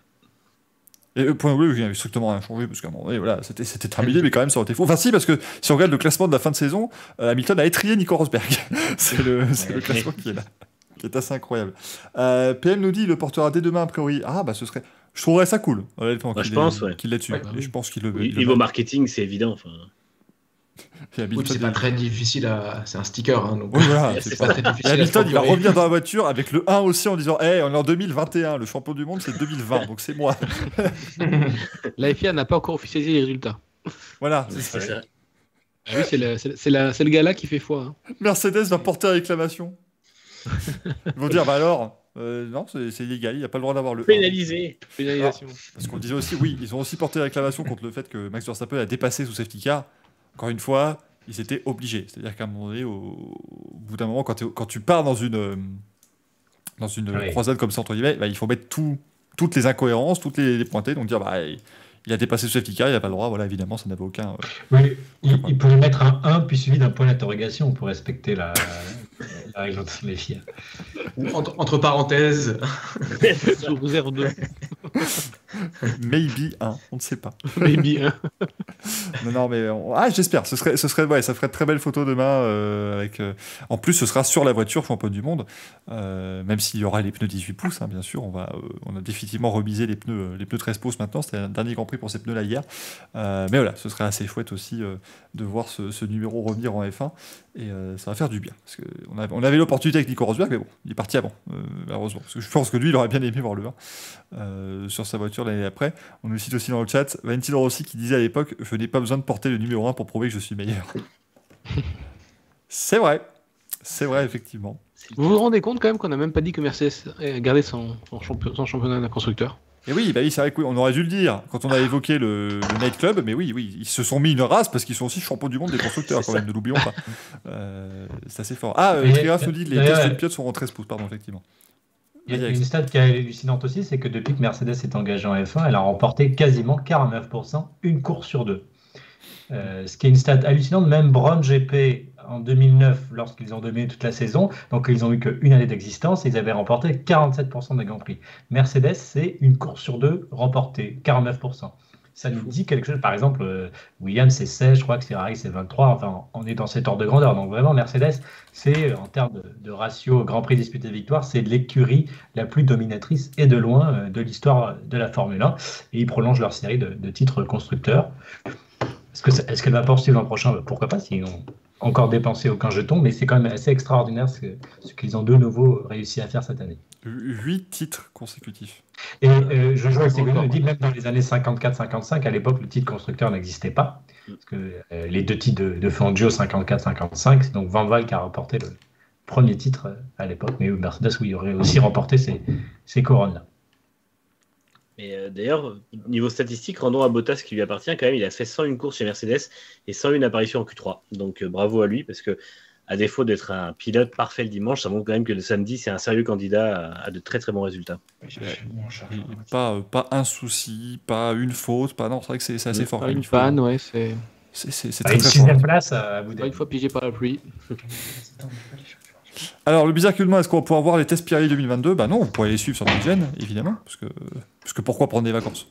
C'est ça. Des photos très tôt demain matin, puisque n'oublie pas que le décalage horaire à Abu Dhabi, c'est 3 heures. Alors, ça a été décalé pour nous, pour la course, pour les essais libres, pour qu'on ait des horaires normaux, mais dès 6 heures du matin, demain, heure française, ça commence à rouler. Et qui va s'y coller, justement, à faire les photos et les galeries ? Manu. Ah, les photos, c'est moi. Oui. Manu va écrire. Demain, Manu, 6 heures. Hein. Et bien évidemment, vous ne suivrez pas ces tests en direct commentés sur Dexgel Auto parce que moi j'ai quand même autre chose à faire à 6h du matin, comme par exemple dormir, si ça ne vous dérange pas. Je ne vous ferai pas ces lives même si vous êtes. Non, ça sera hyper intéressant de voir ces 18 pouces d'ailleurs, d'enfin avoir des références chronométriques. Alors certes, c'est des voitures mulées qui ont été adaptées, qui sont de 2018, donc la même réglementation aérodynamique, les mêmes ponts plats. Ça a été un peu circuité pour passer les 18 pouces, donc on aura une petite idée de ce que ça peut donner.